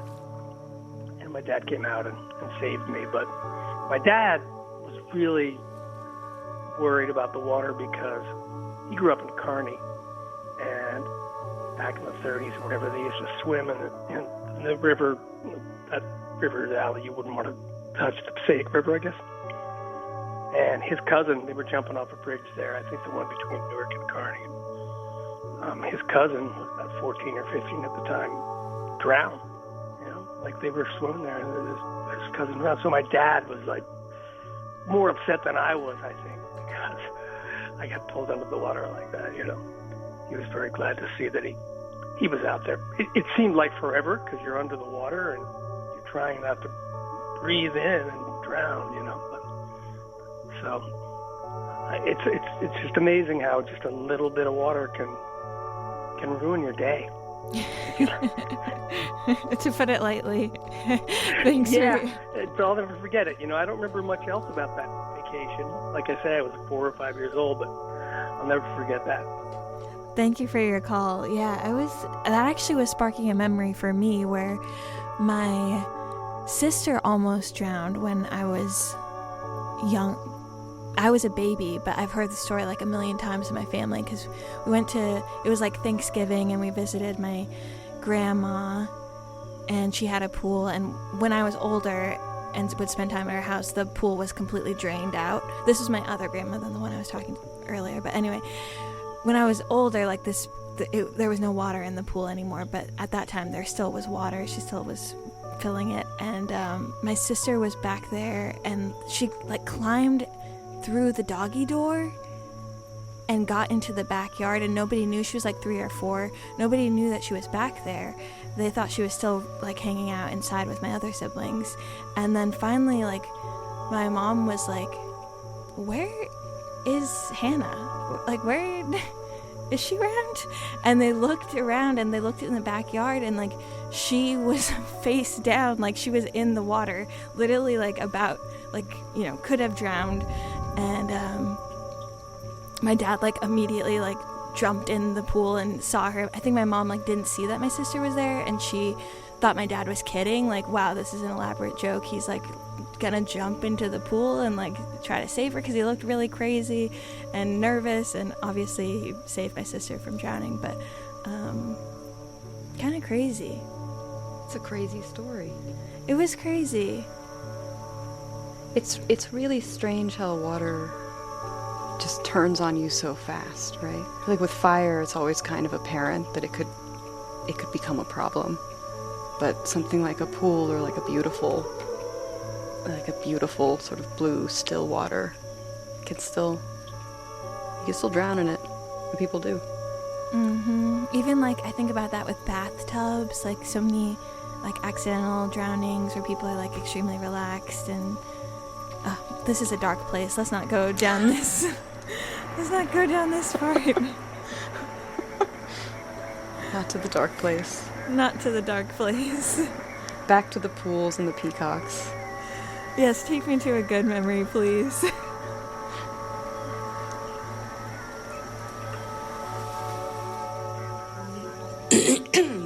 Alright.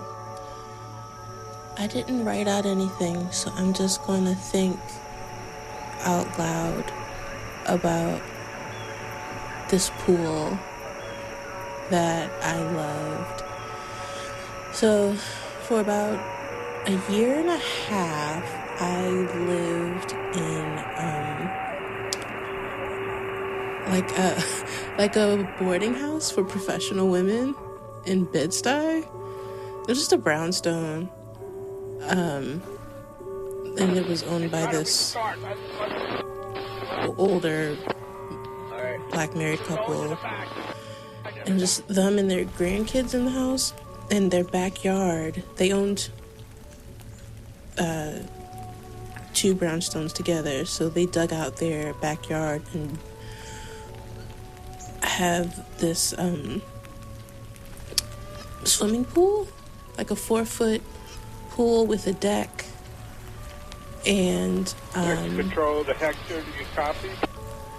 So during lockdown in 2020, every day after work, I would swim in this pool during the summer.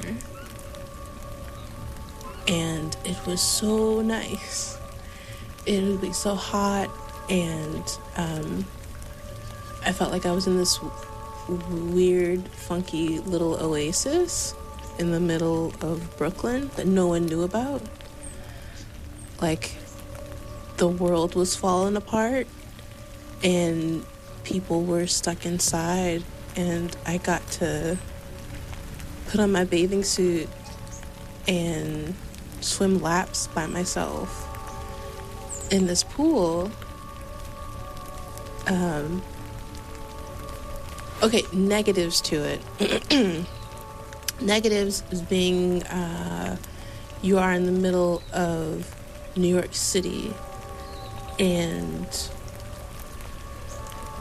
I would float, and I would just lay there and float while the sun baked me, and I would look up, and there are the electrical wires overhead, and the squirrels would run past, and that would freak me out a little bit.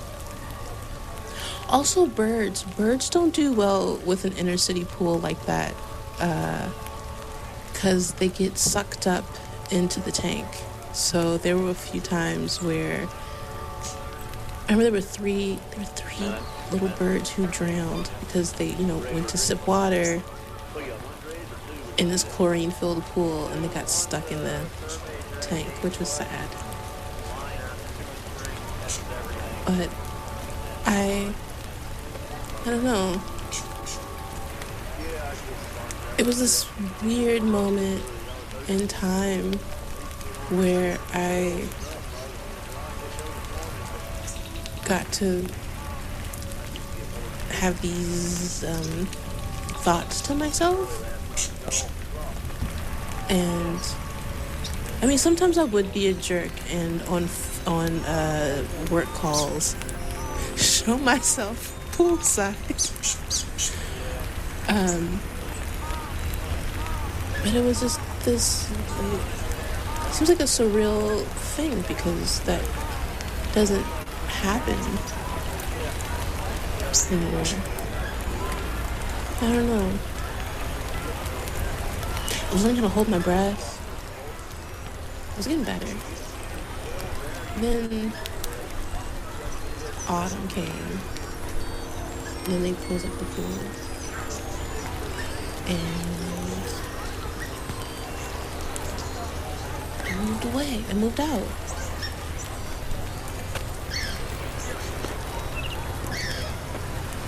I don't know.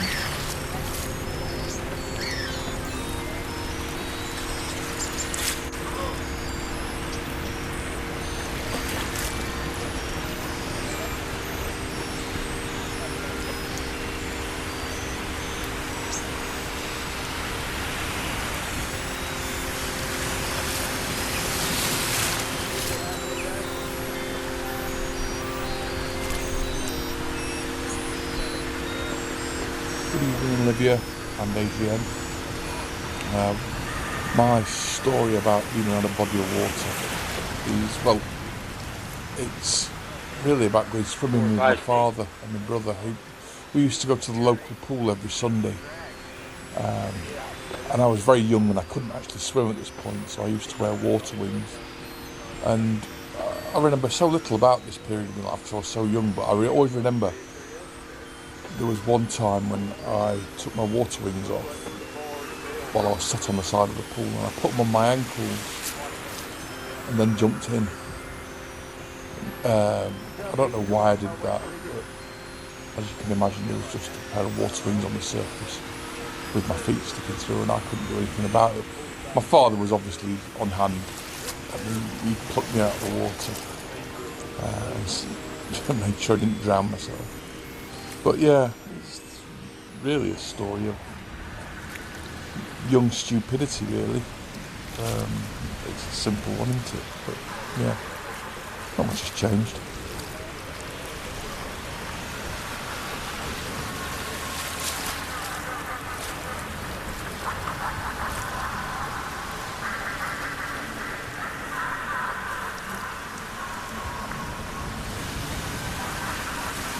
Over the last couple weeks, we've gotten some voice memos, recordings about water from different people. So if you don't want to call in live, but you want to be on the air, if you want to be part of these monthly, what are we calling it? Ravioli Tourism Call-In Extravaganza. Yes, that's a name. Ravioli Tourism Call-In Extravaganza. Open line extravaganza. Ravioli Tourism Open Line Extravaganza. Well, technically it's Ravioli Tourism Monthly Open Line Extravaganza. Ravioli Tourism Monthly Open Line Extravaganza. If you want to call, or if you don't want to call in, but you want to maybe be mixed into the air, it's in voice memos to tourism at WFMU.org. I believe next month we're asking the question, how do you change time? Take that to mean what you will. That's next month. Next month. Next month. This month, how do you change water? Give us a call, 201-209-9368. It's me, Olivia, and Adrienne. Such a nice monthly tradition this is becoming. Yeah, 2 times makes a tradition, I think. It's good enough for me. Good enough for me.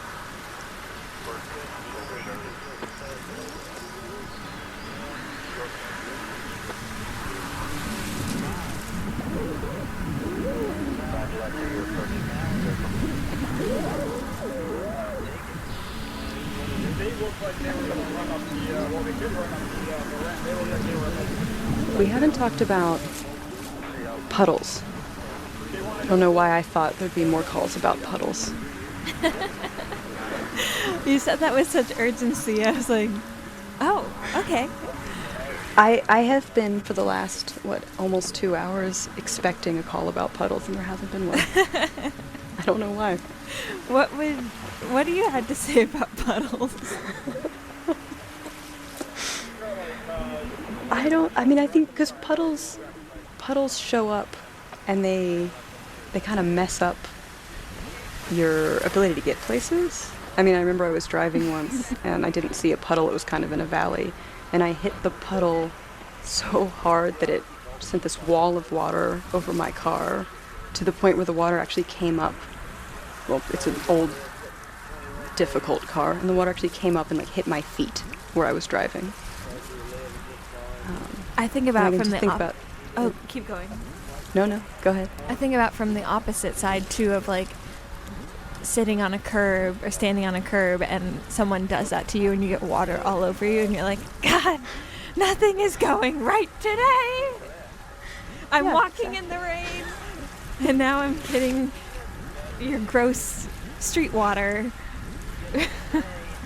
Or every time you've stepped into the puddle as you're crossing a street and it's much deeper than it looks? Yeah. Here in Jersey City, it's like if there's flooding, it gets pretty bad. It gets pretty intense, like in a big hurricane. And that is always scary when you see like a car start to go down a street that is flooded and you're like, oh God, like you're gonna have to turn around, sir, or ma'am, or gentle person. That's terrifying. Have you ever driven in flooding? I have minimal flooding, like nothing too bad, but I have in certain ways, yeah. Have you? Yeah, not anything significant, no. I don't know that I'm so bold as to make it that far. Yeah, me neither. It's more like we don't realize that the streets are that flooded. Like rain is coming down and then you hit like a pocket and you're like, okay, I can't go down this road. Yeah. Must avoid. We're getting a call. Maybe it's about puddles. BV. Hi, you're on the air. Hi. I was calling about water. Yeah, do you have a story to share? Yeah. Go ahead. We're listening. Something about this time when I was a little kid, and my mom would take me to the YMCA. Like all the time. Feels like all the time. And I had a dream one night that I could breathe underwater. And it felt very, very real, and I can still remember what it feels like. Like the water would be coursing through my nose and into my lungs, and it would be processed into air, and then I would blow out the water again, and that's how I'd breathe underwater. And then the very next day we went to the YMCA, and I went into the kids' pool and immediately tried to breathe underwater and nearly drowned. No. Yeah. But I still remember what it feels like to breathe underwater, and I'd like to be able to do it someday. Yeah, wait, what does that feel like? Like, what's the sensation, if you can put words to it? It felt like breathing thick. Like when you're in a humid room and it feels like you're working a little bit harder.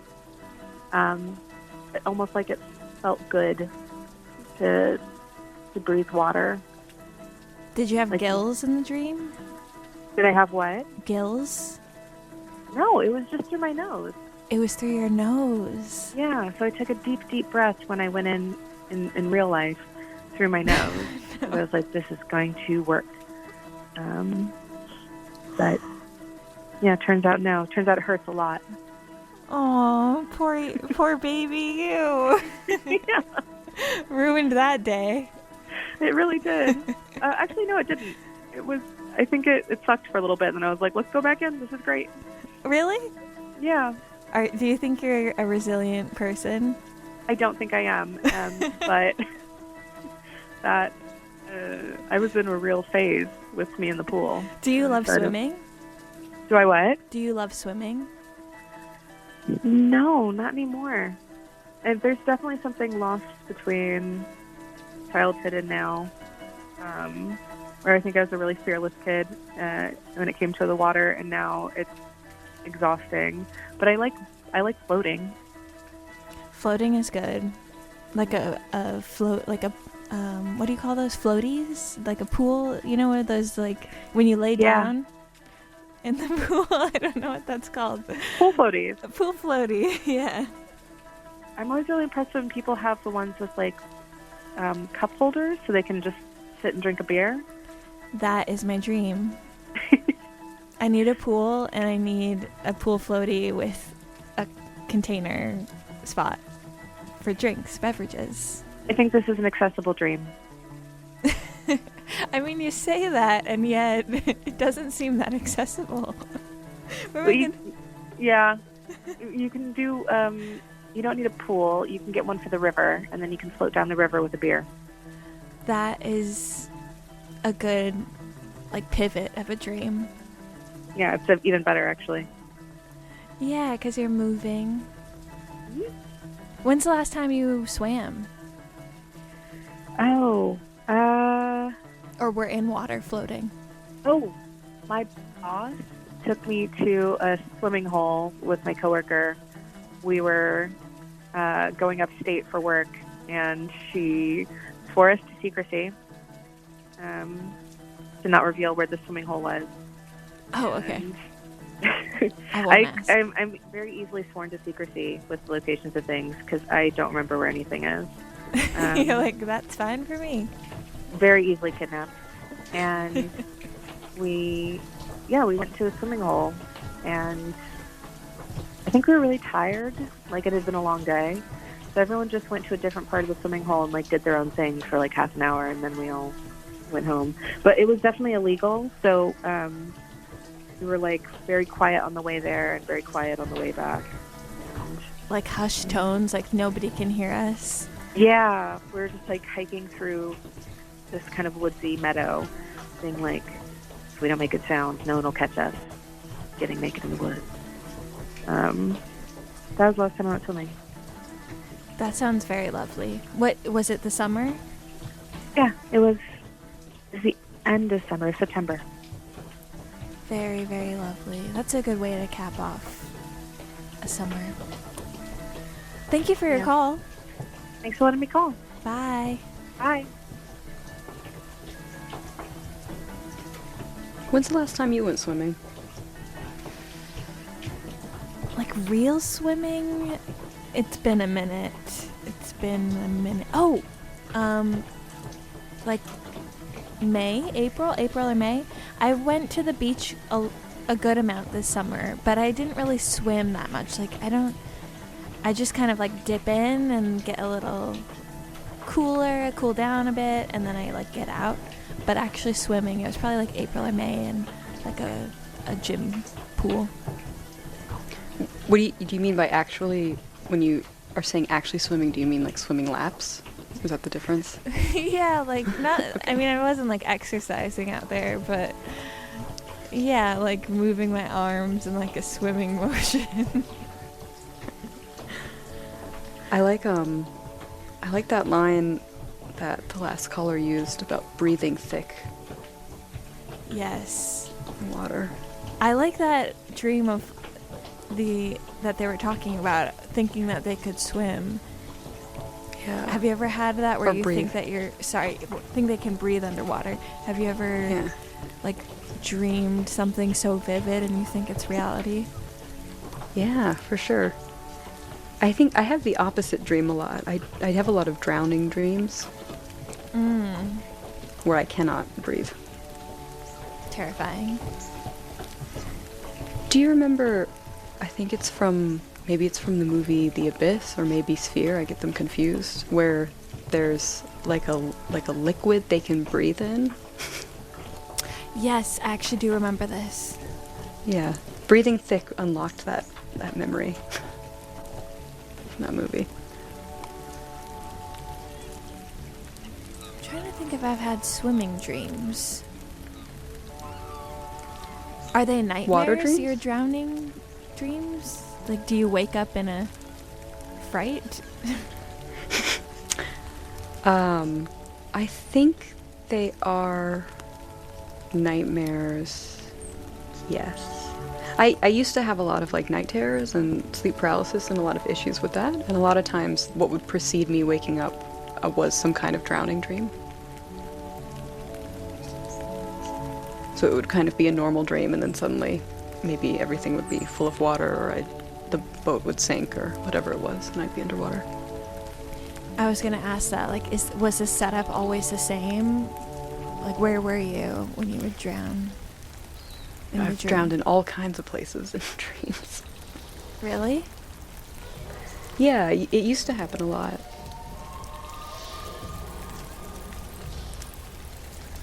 But I think a lot of the time, the one I'm thinking of is I'm in a boat, like a very small kind of boat, and the boat's sort of going underwater, very slowly.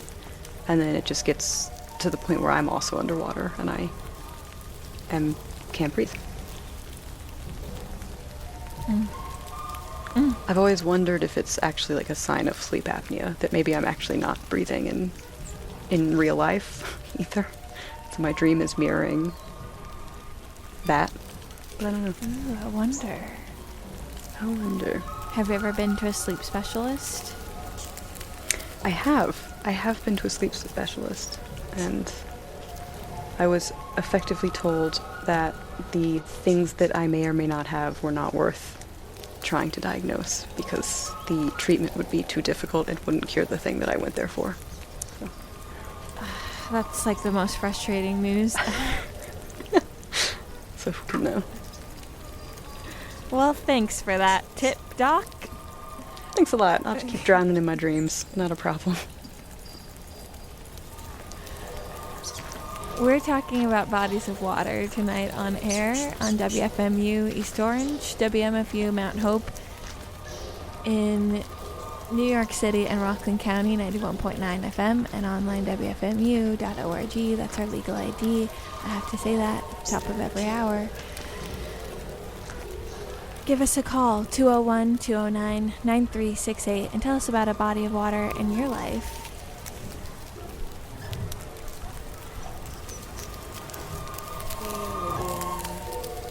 And listeners, it is Naomi Shamble, and the body of water, I'm so thankful for all of them, frankly, but one that keeps impressing upon my memory is actually, some may laugh, but the Hudson River, upstate, in particular, kind of along Poughkeepsie in the and like in the Woodstock area. I was on a hike some years ago, many years ago, maybe 10 years ago, actually. And on our way back from like the peak of this hike, we stood along the bridge and looked into the water, and it was like peak noon, like just as high as the sun can get before it's about to go down, like as bright and golden and luscious. And there's this slight like invitation of that delicious ombre that sunset is about to bring. And we were looking down into the water, and at first I saw like what looked like individual schools of fish. There was just so much movement, but in this one concentrated place. And then as my eyes focused wider, I saw that it was like a massive throng of schools of fish, like just moving at the same time, almost like one creature. And then as my eyes focused even wider, I saw that all these schools of fish made up one creature, a sea serpent, and that each of the fish were the scales of this serpent. And I look over at my hiking partner and I'm like, do you see that? Do you see that? You don't see that? And they were afraid. They like shook their head and were like, I don't know if I see it. I don't know, you know? And I just wept. And the following day, we were in town and there was a mural on the wall honoring the sea serpent of the Hudson River, who the indigenous peoples of this part of the nation regarded further back than you or I physically go in this iteration. So it was just beyond. And I felt overcome with emotion when I saw it. And I just wept. And then when I saw the mural afterwards, I was like, wow. It was like the spirit of the river is this sea serpent, which then makes me think of Spirited Away. Because he was this kind of dragon, which is the type of serpent even, like this guardian that is in the movie. And it turns out he was a water guardian, the spirit of like this river that saved her as a little girl. And like, I hadn't seen Spirited Away till years after that, but I was just like, oh my God, all these synchronicities. And so the Hudson River holds a really special mythological place in my heart. It ain't real classy, but there's plenty of it. Definitely not classy. Yeah, we've been watching that stuff for a couple of seasons. I know there was a lot of traffic through there in February and March. You know, when those big time channel boats are there, you go, oh boy. One of those things makes you scratch your head coming out. Yeah, we're doing the big numbers, but we'll be sitting there anyway. I guess we go back. Go to work with the bigger stuff, both kids. First trip, over here. New York accent. I don't always love it, but when you see families together and people just relaxing, you know, with the birds and the sand and the rocks, it's, I guess it's what we all kind of strive to be. Just part of, you know, each other's lives in a positive way.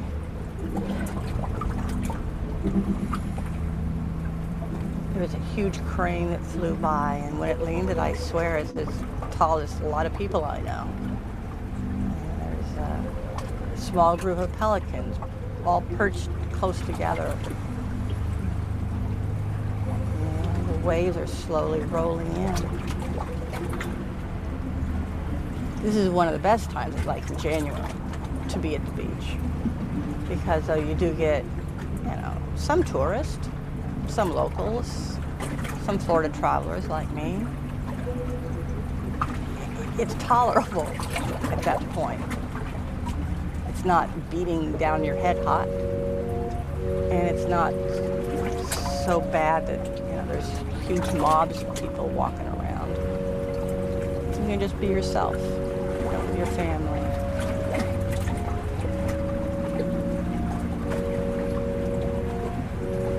And the breezes. That's something you don't always get on the Gulf. It's just these nice, you know, refreshing breezes that come in. I'm not a fisherman, though there's a lot of them around today. That's okay too. There's a few boats coming by. Some faster than others. Some faster than they're supposed to be.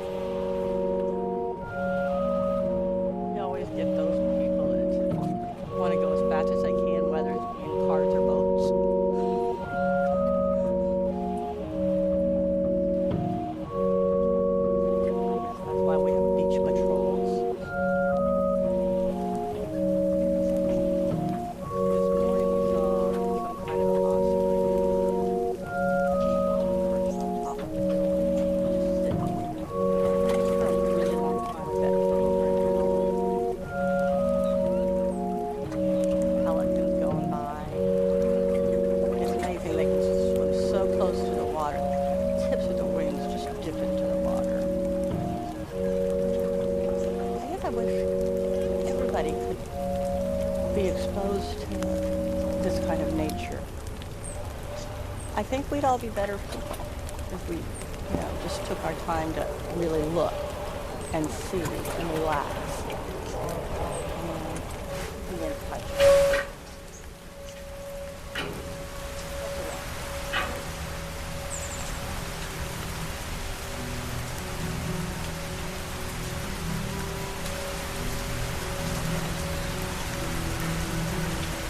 My relationship with water as someone who grew up in Michigan is one of an extreme, maybe not an extreme, but a very tight bond. Michigan being a peninsula and the Great Lakes surrounding it, I don't think I could ever live in a landlocked state from here on out. I'd probably get used to it, but the fact that, I could drive a long ways potentially and not reach a large body of water is kind of anxiety inducing for me. And it's kind of even funny considering being in southeastern Michigan, we were actually far away from the main lakes that people kind of enjoy in Michigan, which is Lake Michigan on the west side of the state, and I guess you could say Lake Superior in the UP, although it's very, very cold and not very, hospitable. But Lake Erie and Lake Huron, very good on the side. Lake Ontario, that's more Canada, that's more upstate New York. But Lake Michigan, Lake Huron, Lake Superior, those are our, mainstays. But now living in New York, it's very nice for me, especially living in Manhattan, because I'm kind of, again, living in a peninsula, having the East River and the Hudson River on both sides of me. The fact that I can, if I want to experience the sheer force of moving water, the churn, the unending churn, and something that's prehistoric, I could go down to either the East or the Hudson River. I could walk to see both at the same time. I could see where the waters meet down in Battery Park City, and I think that's a beautiful thing. I think bodies of water are incredible. I love the ocean, so I'd say that most people, I don't know this for sure, but if you were to poll other people from Michigan specifically, they have a great kinship with water and lakes and all of that, so definitely a big fan. What's up?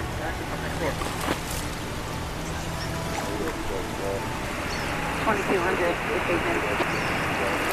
Like that, we can buy on the wall. You as well.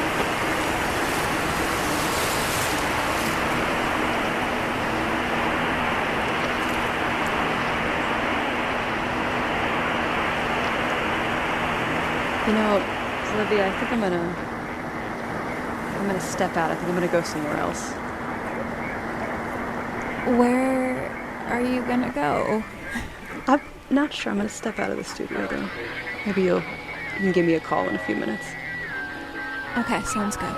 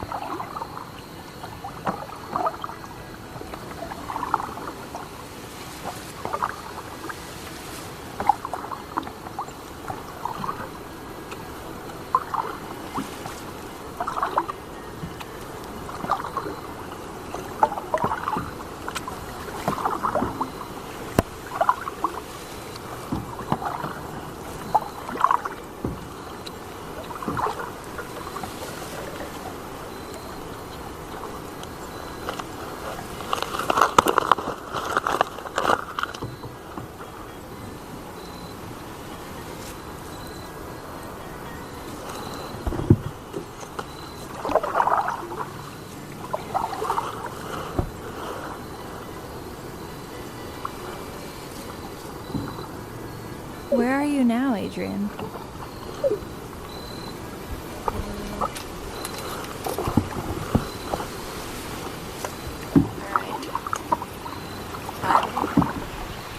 Out here on the river on my little pink kayak. It's late in the afternoon. I'm not sure what time it is, maybe 4 or something. And I'm just gonna paddle for a minute. I think Olivia might call. She said she would, so maybe I'll just leave it rolling. Hope I don't get the microphone wet.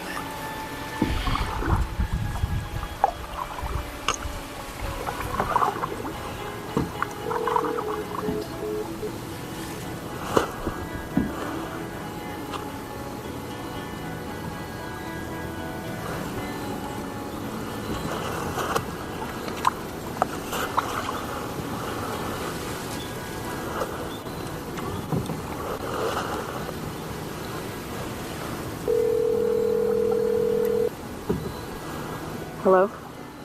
Hey, it's Olivia. Hey. I'm glad it went through. I don't have great service. Oh, you don't? No. How far So out are you? Where are you? I'm not that far out. I'm on a river. And I'm embarrassed to say I don't actually know that I know the name. Or if I do know the name, I'm not sure I know how to pronounce the name. So I'm not going to try. Is it close to where you're staying? Yeah, it's near where I live. But it's pretty quiet. What is it like over there? Is it warm, cold? What's the town? It's not really either. It's getting colder as night kind of comes in, but it's not too bad. The river is very still. If I'm not paddling, there's just like nothing. Is it big? No, it's not a huge river. It's like, oh man, I'm terrible at estimating distances. It's maybe like 5 of my kayaks across. Oh, that's not that big at all, right? Unless your kayak is big. My kayak's not that big. Maybe it's more than 5 of my kayaks across. Is it like a rectangle or a circle? Like, what's the shape of it? I'm not sure. I think it's a pretty winding river. It's pretty, where I put in, there's a waterfall. It's like a bunch of rocks that are kind of attached to what used to be this old mill. So there's a bunch of old infrastructure around that waterfall. Waterfall's kind of a strong word. It's some rocks where water falls down, but it's not like a raging waterfall. And then, like, on the other side of that, like, if I put in at the top of that fall, you can really only go maybe, I don't know, maybe you kayak for 10 minutes or so before you hit the base of a big, like, kind of dammed up waterfall. And then this way is the same. I can go for about 40 minutes, kind of winding, and then I hit the edge of a pretty large, like, man-made waterfall, so it's just like a straight edge and straight down. What does it look like around you, around the lake? Where I am now, because it's fall, so a lot of the leaves have dropped, which is nice. So all that's left is the what's it called? What are the trees called that don't drop their leaves? Like the fir trees and... Not a conifer? Or conifer? Yeah, is that right? Coniferous? That's right. I actually, now that I'm saying it out loud, I feel really stupid. Me too. Well, we are people of nature, clearly knowledgeable of the ways of nature. But it's pretty overgrown, like the bank. If I had to go to the bank for some reason, I don't know that I could get on it. I can't even like see the ground because of how overgrown everything is. Like all the bushes and the low trees. Yeah, it's open on the river, but you can see how dense it is once you get to the land on either side. And I know this just because of knowing the area, but to my left, which I guess is I don't know which way that is in terms of north, south, east, and west. I think it would be east of me, like the east side of the river. I know that there's some forest and then there's like a road. It's not a very trafficked road, but it's kind of the main road in the area. None of the roads are very trafficked. And then to the west side of the bank, it goes very up. So it's like the base. I'm kind of at the base of the Appalachians. So it starts to go very up on the other side. And occasionally, as you go, you'll see somebody's house sort of tucked back there. They're like, people who have like long driveways that say private road that you can't get anywhere near their house. Those kind of people. You can see them from the river. But you can't really see any of this from where you are right now. Not from where I am now. But I know I'm coming up to a bend, and I know when I kind of turn the corner, I'll see one of those houses that are along the bank. How did you get to the river? I walked. Down a path, like a windy path in the brush? What did it look like? My path to the river is I have to go through some parts of that old mill I mentioned earlier. So it's kind of you're sort of going through, you're sort of walking through some fallen infrastructure, and then it sort of opens onto this sort of sandy shore, which I'm not sure if that sand was put in by one of the residents around here, or maybe the owners of the mill, or if it was put there previously. I don't think it's natural based on just everything else.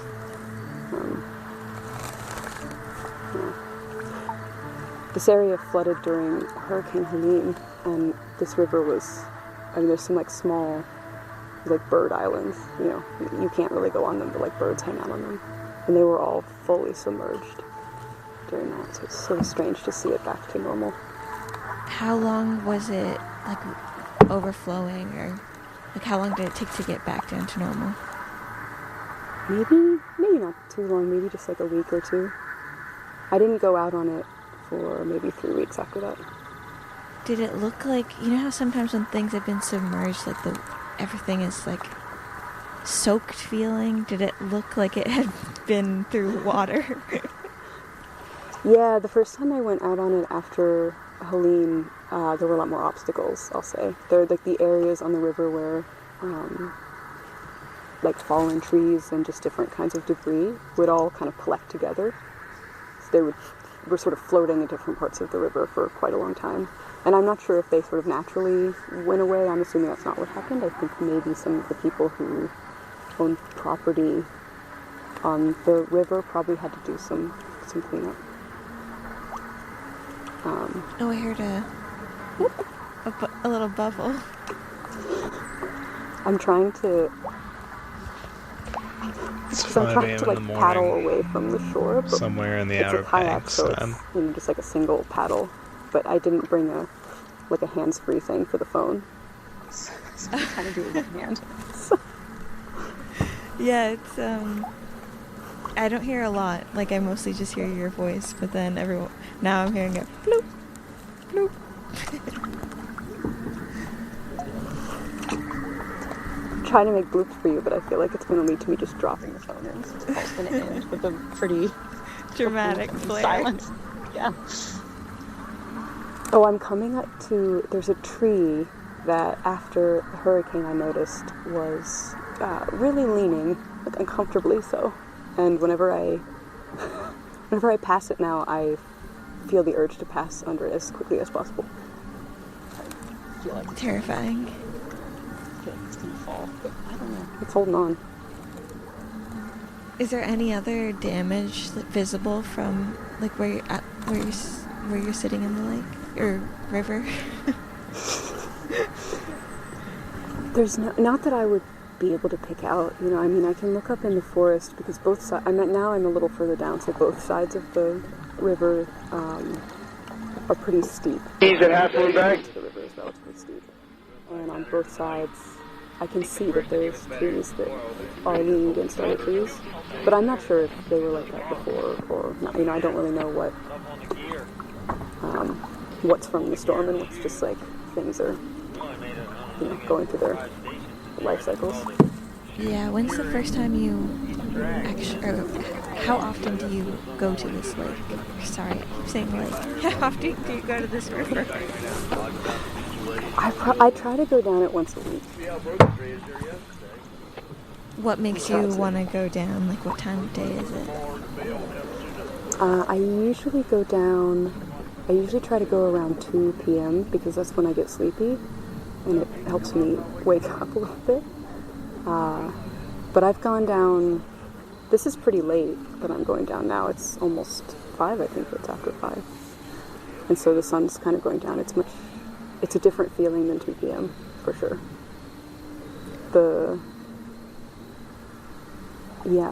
It's a little less vivid. Less vivid. Yeah, like the colors? The colors, like the sun's below the tree line now, so everything's a little bit in shadow, but still bright enough to see okay. But usually it's a clear sky, but because the sun is down, the way the blue is reflecting on the river isn't as it's vivid. It's almost painterly when you go in the middle of the day and it's still, because it's just like glass, and the blue is very blue in the river. Does it sound different at all? Yeah, it does. Yeah. I can hear some like crickets and insects that I don't usually hear midday. And still nobody on both, like, are people ever there with you, or are you the only one on this river? People must, like, right now I've turned that corner where I said I would see the house, and I don't see the house quite yet. I think it's just a little further, but I do see where, I guess whoever owns this house put 2 little chairs that they, I don't know, maybe they come down and have coffee there sometimes or something, but I've never seen anyone sitting there. But there's like the evidence that people hang around, you know. So I hear a woodpecker. I kind of like places like that you know are occupied by other people, but you don't usually run into each other there. You see evidence of life, but you never run to encounter it on your own. Yeah, I mean, there's something about this river in particular with that's interesting, because I think when you're on the water, you're kind of removed from it too, right? Because the chairs are on the bank. You know, it's almost like I'm avoiding the people in a way. Mm-hmm. Do you ever see anyone, though? I've never seen anyone. Sometimes when I get back, because I go up and I'll turn around and I'll go back to where I put in, near that sort of waterfall thing. And I'll sit up on the rocks there sometimes when it's sunny and like dry off, basically, and just kind of hang out. Sometimes I'll read. And often there's a dog that will come and look at me, and he has a collar, and I think he must belong to one of these people that live on the river, but I don't know who. But I've never seen like a person. But I know he's somebody's dog. He's very much somebody's dog. Mm-hmm. He's a very like groomed dog with a big purple collar. I was gonna be like, do you think that dog is real or is it a ghost?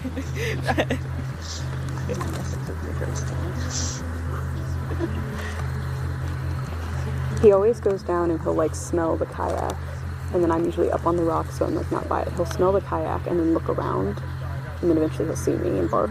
But then he'll always like go down next to the kayak and like spray it, like mark it. Every single time. It's always the same kayak too, so it's like, this is already yours. You already did this.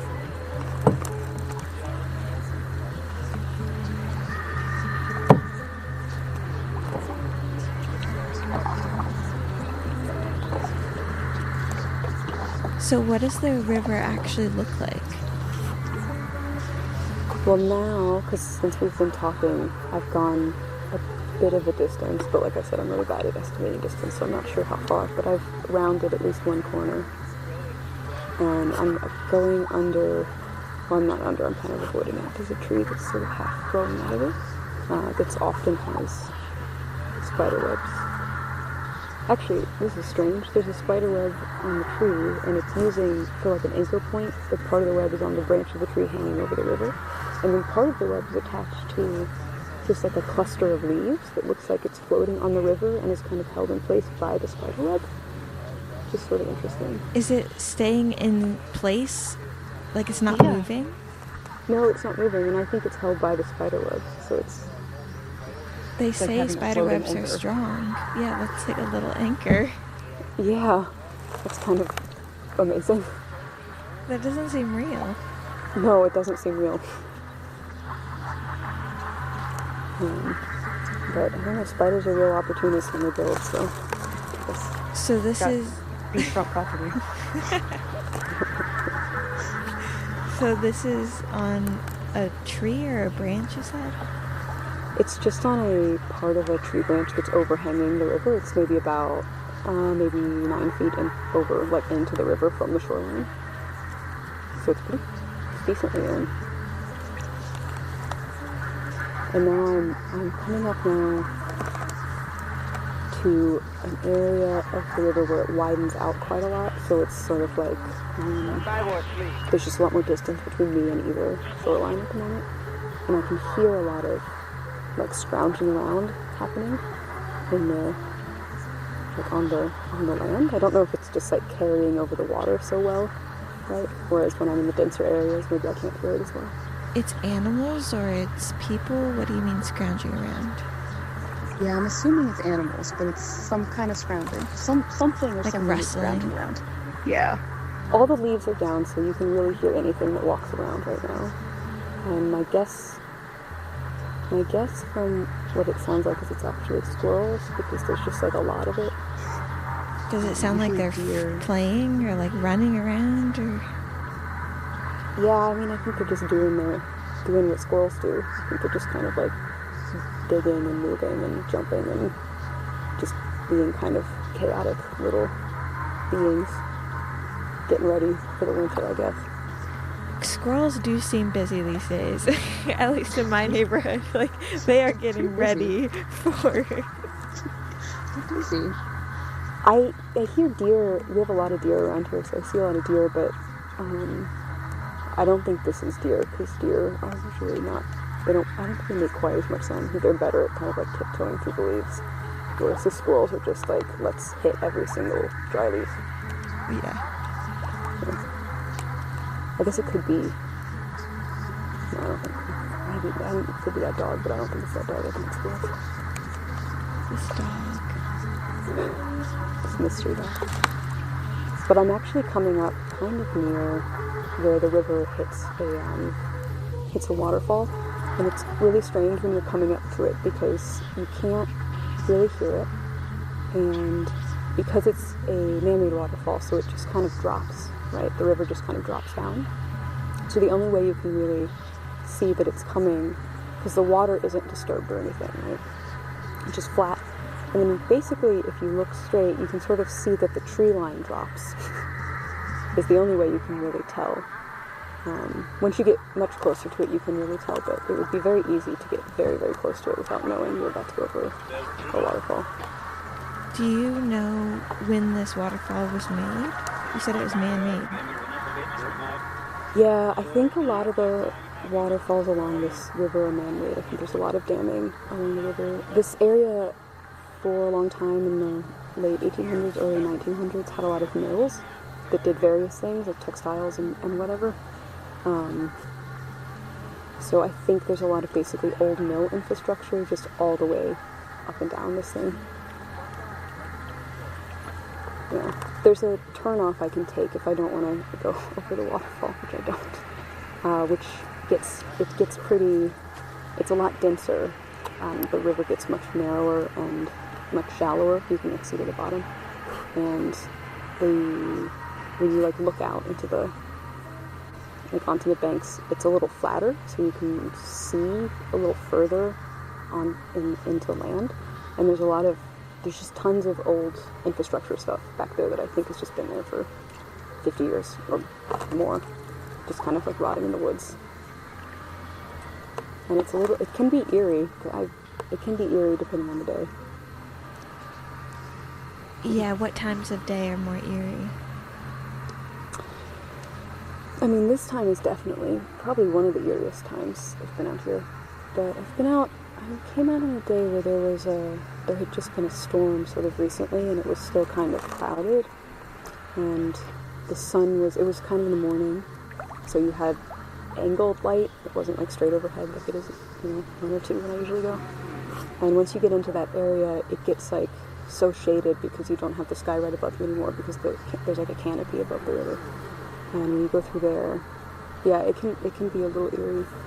Also in the morning and the afternoon, there's these big heron that kind of that will fly and kind of squawk, and they're quite, they're such dinosaurs, but they always you'll see that it'll sort of fly ahead of you, and then as you get near it, it'll see you, and then it'll keep flying ahead, and it's sort of like it feels like you're following it a little bit. And sometimes they'll squawk in a way that's, especially when you get into that area where there's not really sky anymore. It does kind of have the feeling of, something's going to happen eventually. Yeah. Like, what are some of the things you imagine happening? I don't know. I think I think it's the general distrust of humans, So, you're much closer to the bank, and when you get back there, you start to see a lot more. You'll see sort of private property signs that look like they've been at different times used for target practice, that kind of thing. So it's just that slight unnerving feeling. Maybe I've just seen too many horror movies that take place in country. Yeah, which horror movie are you imagining this time? So many. But what's strange is because I grew up in Florida, and being on rivers in Florida, you're always kind of looking out for gators. And I think the terrain out here is enough like Florida. Well, not now because it's the fall, but in the summer and the fall, it's enough like Florida that I'm kind of always looking out for gators, but there aren't. It's just sort of a strange experience. So maybe I'm just always looking for danger. I mean, it's interesting too that you've been there, you've experienced summer and fall there. How was it seeing the seasons transition? I realized this is the first time in my life that I've actually seen fall, like a fall transition, when I didn't live in like a city. Because I grew up in Florida where there is no seasons, so okay. And then I've lived otherwise in pretty big cities, so I've like seen the transition in New York, and I've seen the transition in Chicago and some other places, but I've never like seen it where you're really really watching what nature is doing. It was a strange realization that I just never seen fall happen before. How did it feel to actually see it? I don't know. It was just kind of interesting. I don't know. The colors are brighter than I thought they'd be with the leaves. I guess I understand why people travel to see leaves. I think I used to mock that, and now I'm like, it's kind of interesting. Maybe it's okay. Yeah, I was gonna ask what's surprised you? So the color of the leaves. Anything else?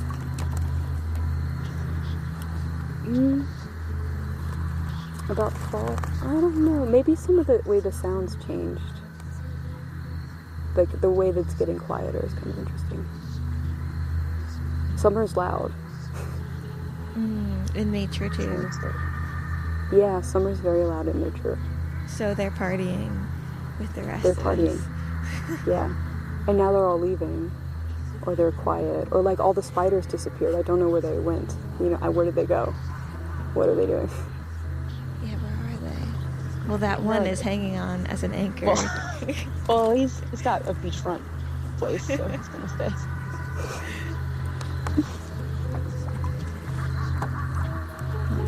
Anything changing about the lake where you are now?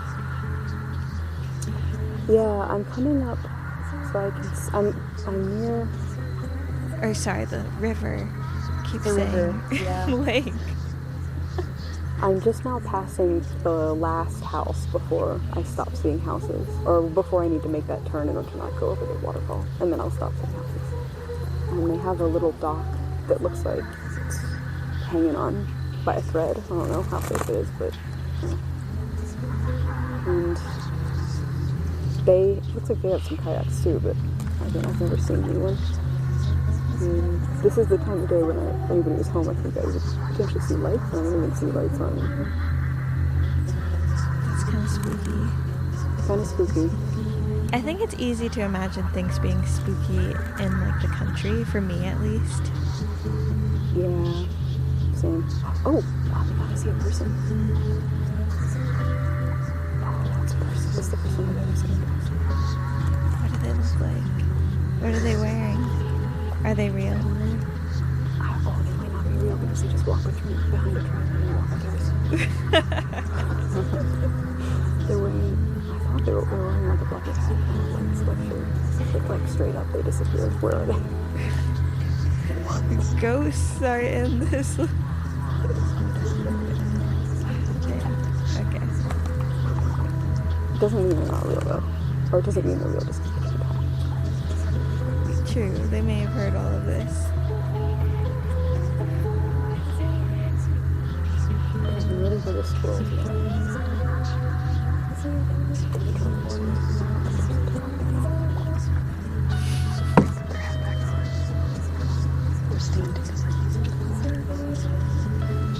I wonder what they're thinking about.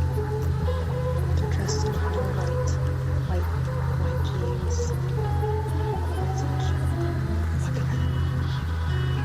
This is not at all what I was picturing a much more rugged individual in like a cowboy hat. Like a button-down shirt. Maybe gloves on, maybe something under the hat to protect them from the sun, so maybe they've been out like working.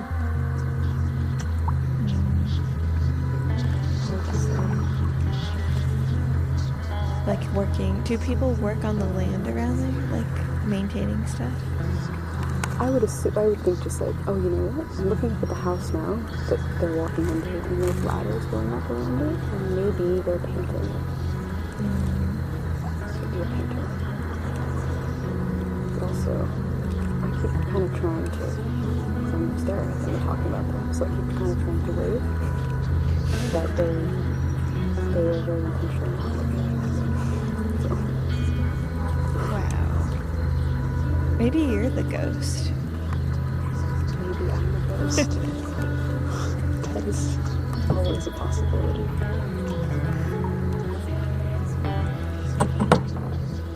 I'm really developing a very specific strength kayaking with one hand. Where's your phone? In my other hand. This seems impressive. When you go to the river, how long are you usually out there? Well, usually I'm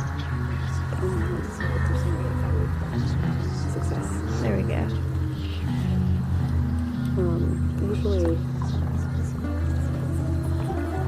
Usually I'm out here for about an hour and a half, but that includes like getting the kayak and kind of getting set up. Probably takes about 15 to 20 minutes, so maybe an hour. I could stay out longer, but I think I'm usually kind of doing it to wake up and a bit for exercise, and also to just get away from like anything from people and just be quiet. And I usually kayak fast, and I'm always sore. Broke up. So Hello? I think if I was like right now, if I usually moved at like the pace that I'm moving now, it would take more like maybe almost 2 hours to get to where I normally would go and then go back. But kayaking, just like consistently paddling. Oh, my call failed. Let's try calling her back. See if her reception is okay.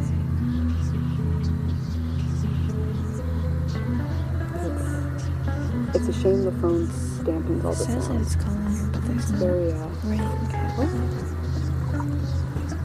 Please leave your message for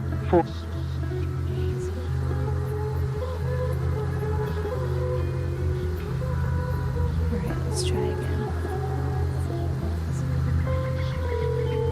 Oh. Hello. You're here. I'm here. I think I lose service as I go sometimes.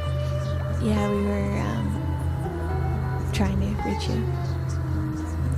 Do you hear at all the waterfall? I don't think so. Oh, it's a bummer. Yeah, I can't hear anything. Next time I have to figure out how to, like, mute or like tell my phone not to suppress all the sounds. Yeah. How do you, or what does it sound like? It sounds like a waterfall, which sounds like traffic, which sounds like wind, which sounds like the ocean. So. Is it a big sound, like in this quiet space, or is it kind of muted? It's getting bigger. I'm at the point where I'm getting pretty close to where the river would stop for me, where the waterfall drops off, where the tree line sort of just is lower, where, yeah, it's quite strange to look at. But it's strange because when you really don't hear it, and then you kind of hit this, it's not like the river even curves that much, but it curves just enough that you come around the other side and then you really hear it. And then as you get closer, it gets louder, which I guess is what would stop you from going over the edge. So I take back what I said earlier, that you could just go straight up to it now. Maybe she'll come back again. I wonder if we lost her on this call. I think... Okay. Maybe I go. I'll try one more time. Sign off. Oh, there's a bird. It's ringing, but it's not ringing. Oh, this is the time of night when all the birds come out to eat all the insects. That's right. Lost you. Again. Let's see if it rings. Oh, it's ringing.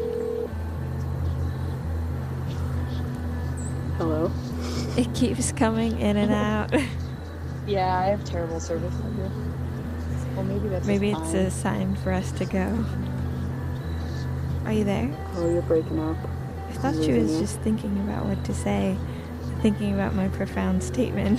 But I think I lost her again. I think it's a sign. I don't know if you can hear me, but... Call failed. I think I've lost Let's you. see if we can get her to say bye.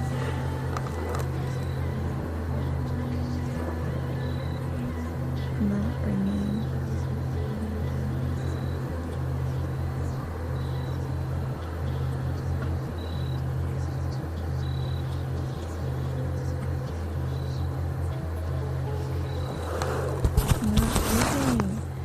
This has been Olivia on Radio Ravioli, talking to Adriene in the past when she's kayaking yesterday afternoon on a river.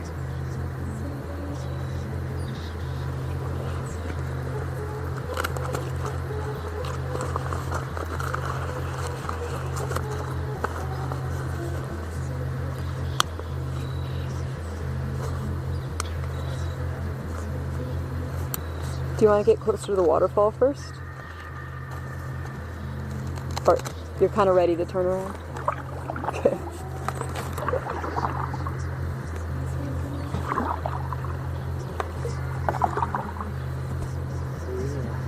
Turn around.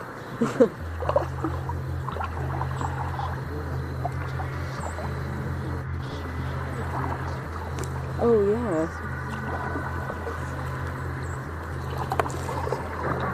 It's nice to see the moon. I don't know that I've been out here when you could see the moon.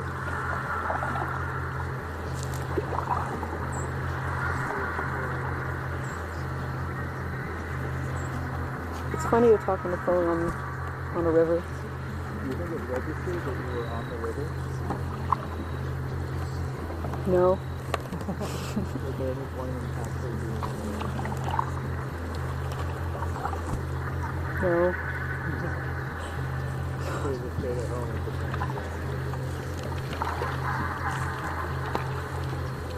Yeah. So that's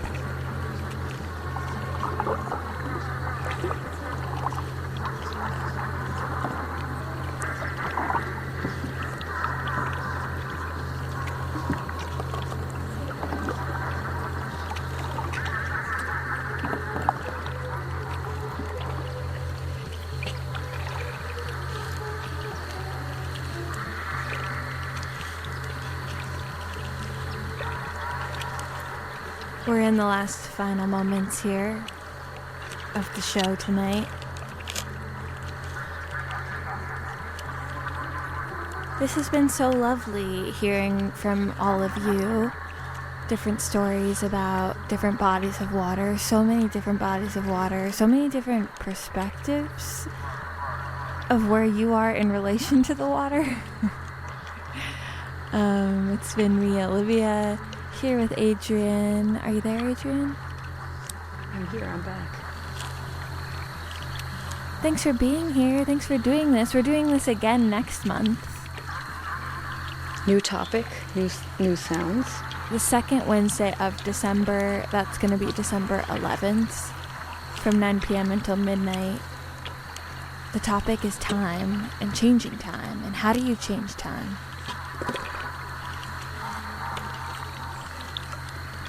I guess changing time, slowing time, speeding time, moving in time, sculpting in time. Sculpting time. We were kind of sculpting time right there. Visiting the past. Yeah. Past and present becoming one.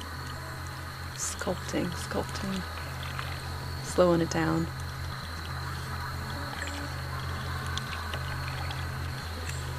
But you can call us next week, same time, 9 to midnight. Next month, I'm sorry.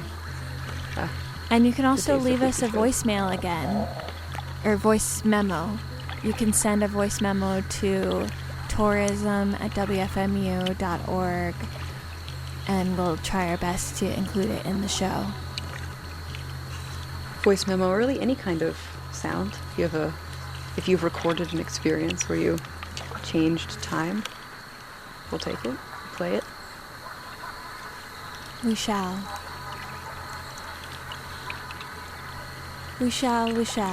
I'll let listeners know that it's WFMU East Orange, WMFU Mount Hope in New York City and Rockland County, 91.9 FM, and online, WFMU.org. Any final parting words? Any final thoughts on water? I'm still thinking about that amoeba. That will haunt me. Amoeba in the eye. Yeah. Not good. Not good. No. So many bacteria to be scared of. I'll kind of also be thinking about the scuba diving that we heard about. Yeah. That was wild. Have you ever scuba dived? I haven't, no. I've snorkeled, I guess, but never scuba dived. I've snorkeled. Snorkeling is awesome as well. Yeah. But it sounds like you don't have to do either to see a shark.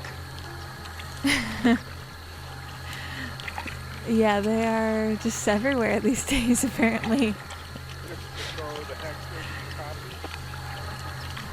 Alright, guys, have a great rest of your night. Have a great rest of your week. Stay gentle. Enjoy the water. Stay hydrated. Yeah. Bye, Adriene. Bye, listeners.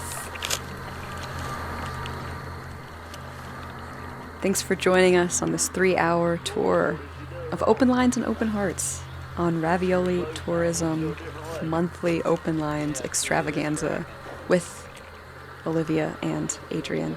This episode was recorded live on Wednesday, November 6th, 2024 on WFMU. Join us next time. Listen live Wednesdays 9 to midnight on WFMU, or hold for the podcast, which usually shows up within a day or so. You can send us voice memos, emails, let us know what you think to tourism@wfmu.org, or call in live if you're listening live.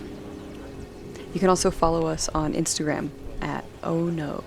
That's OHNO0000. Thanks to everyone who called, everyone who sent voice memos for this episode.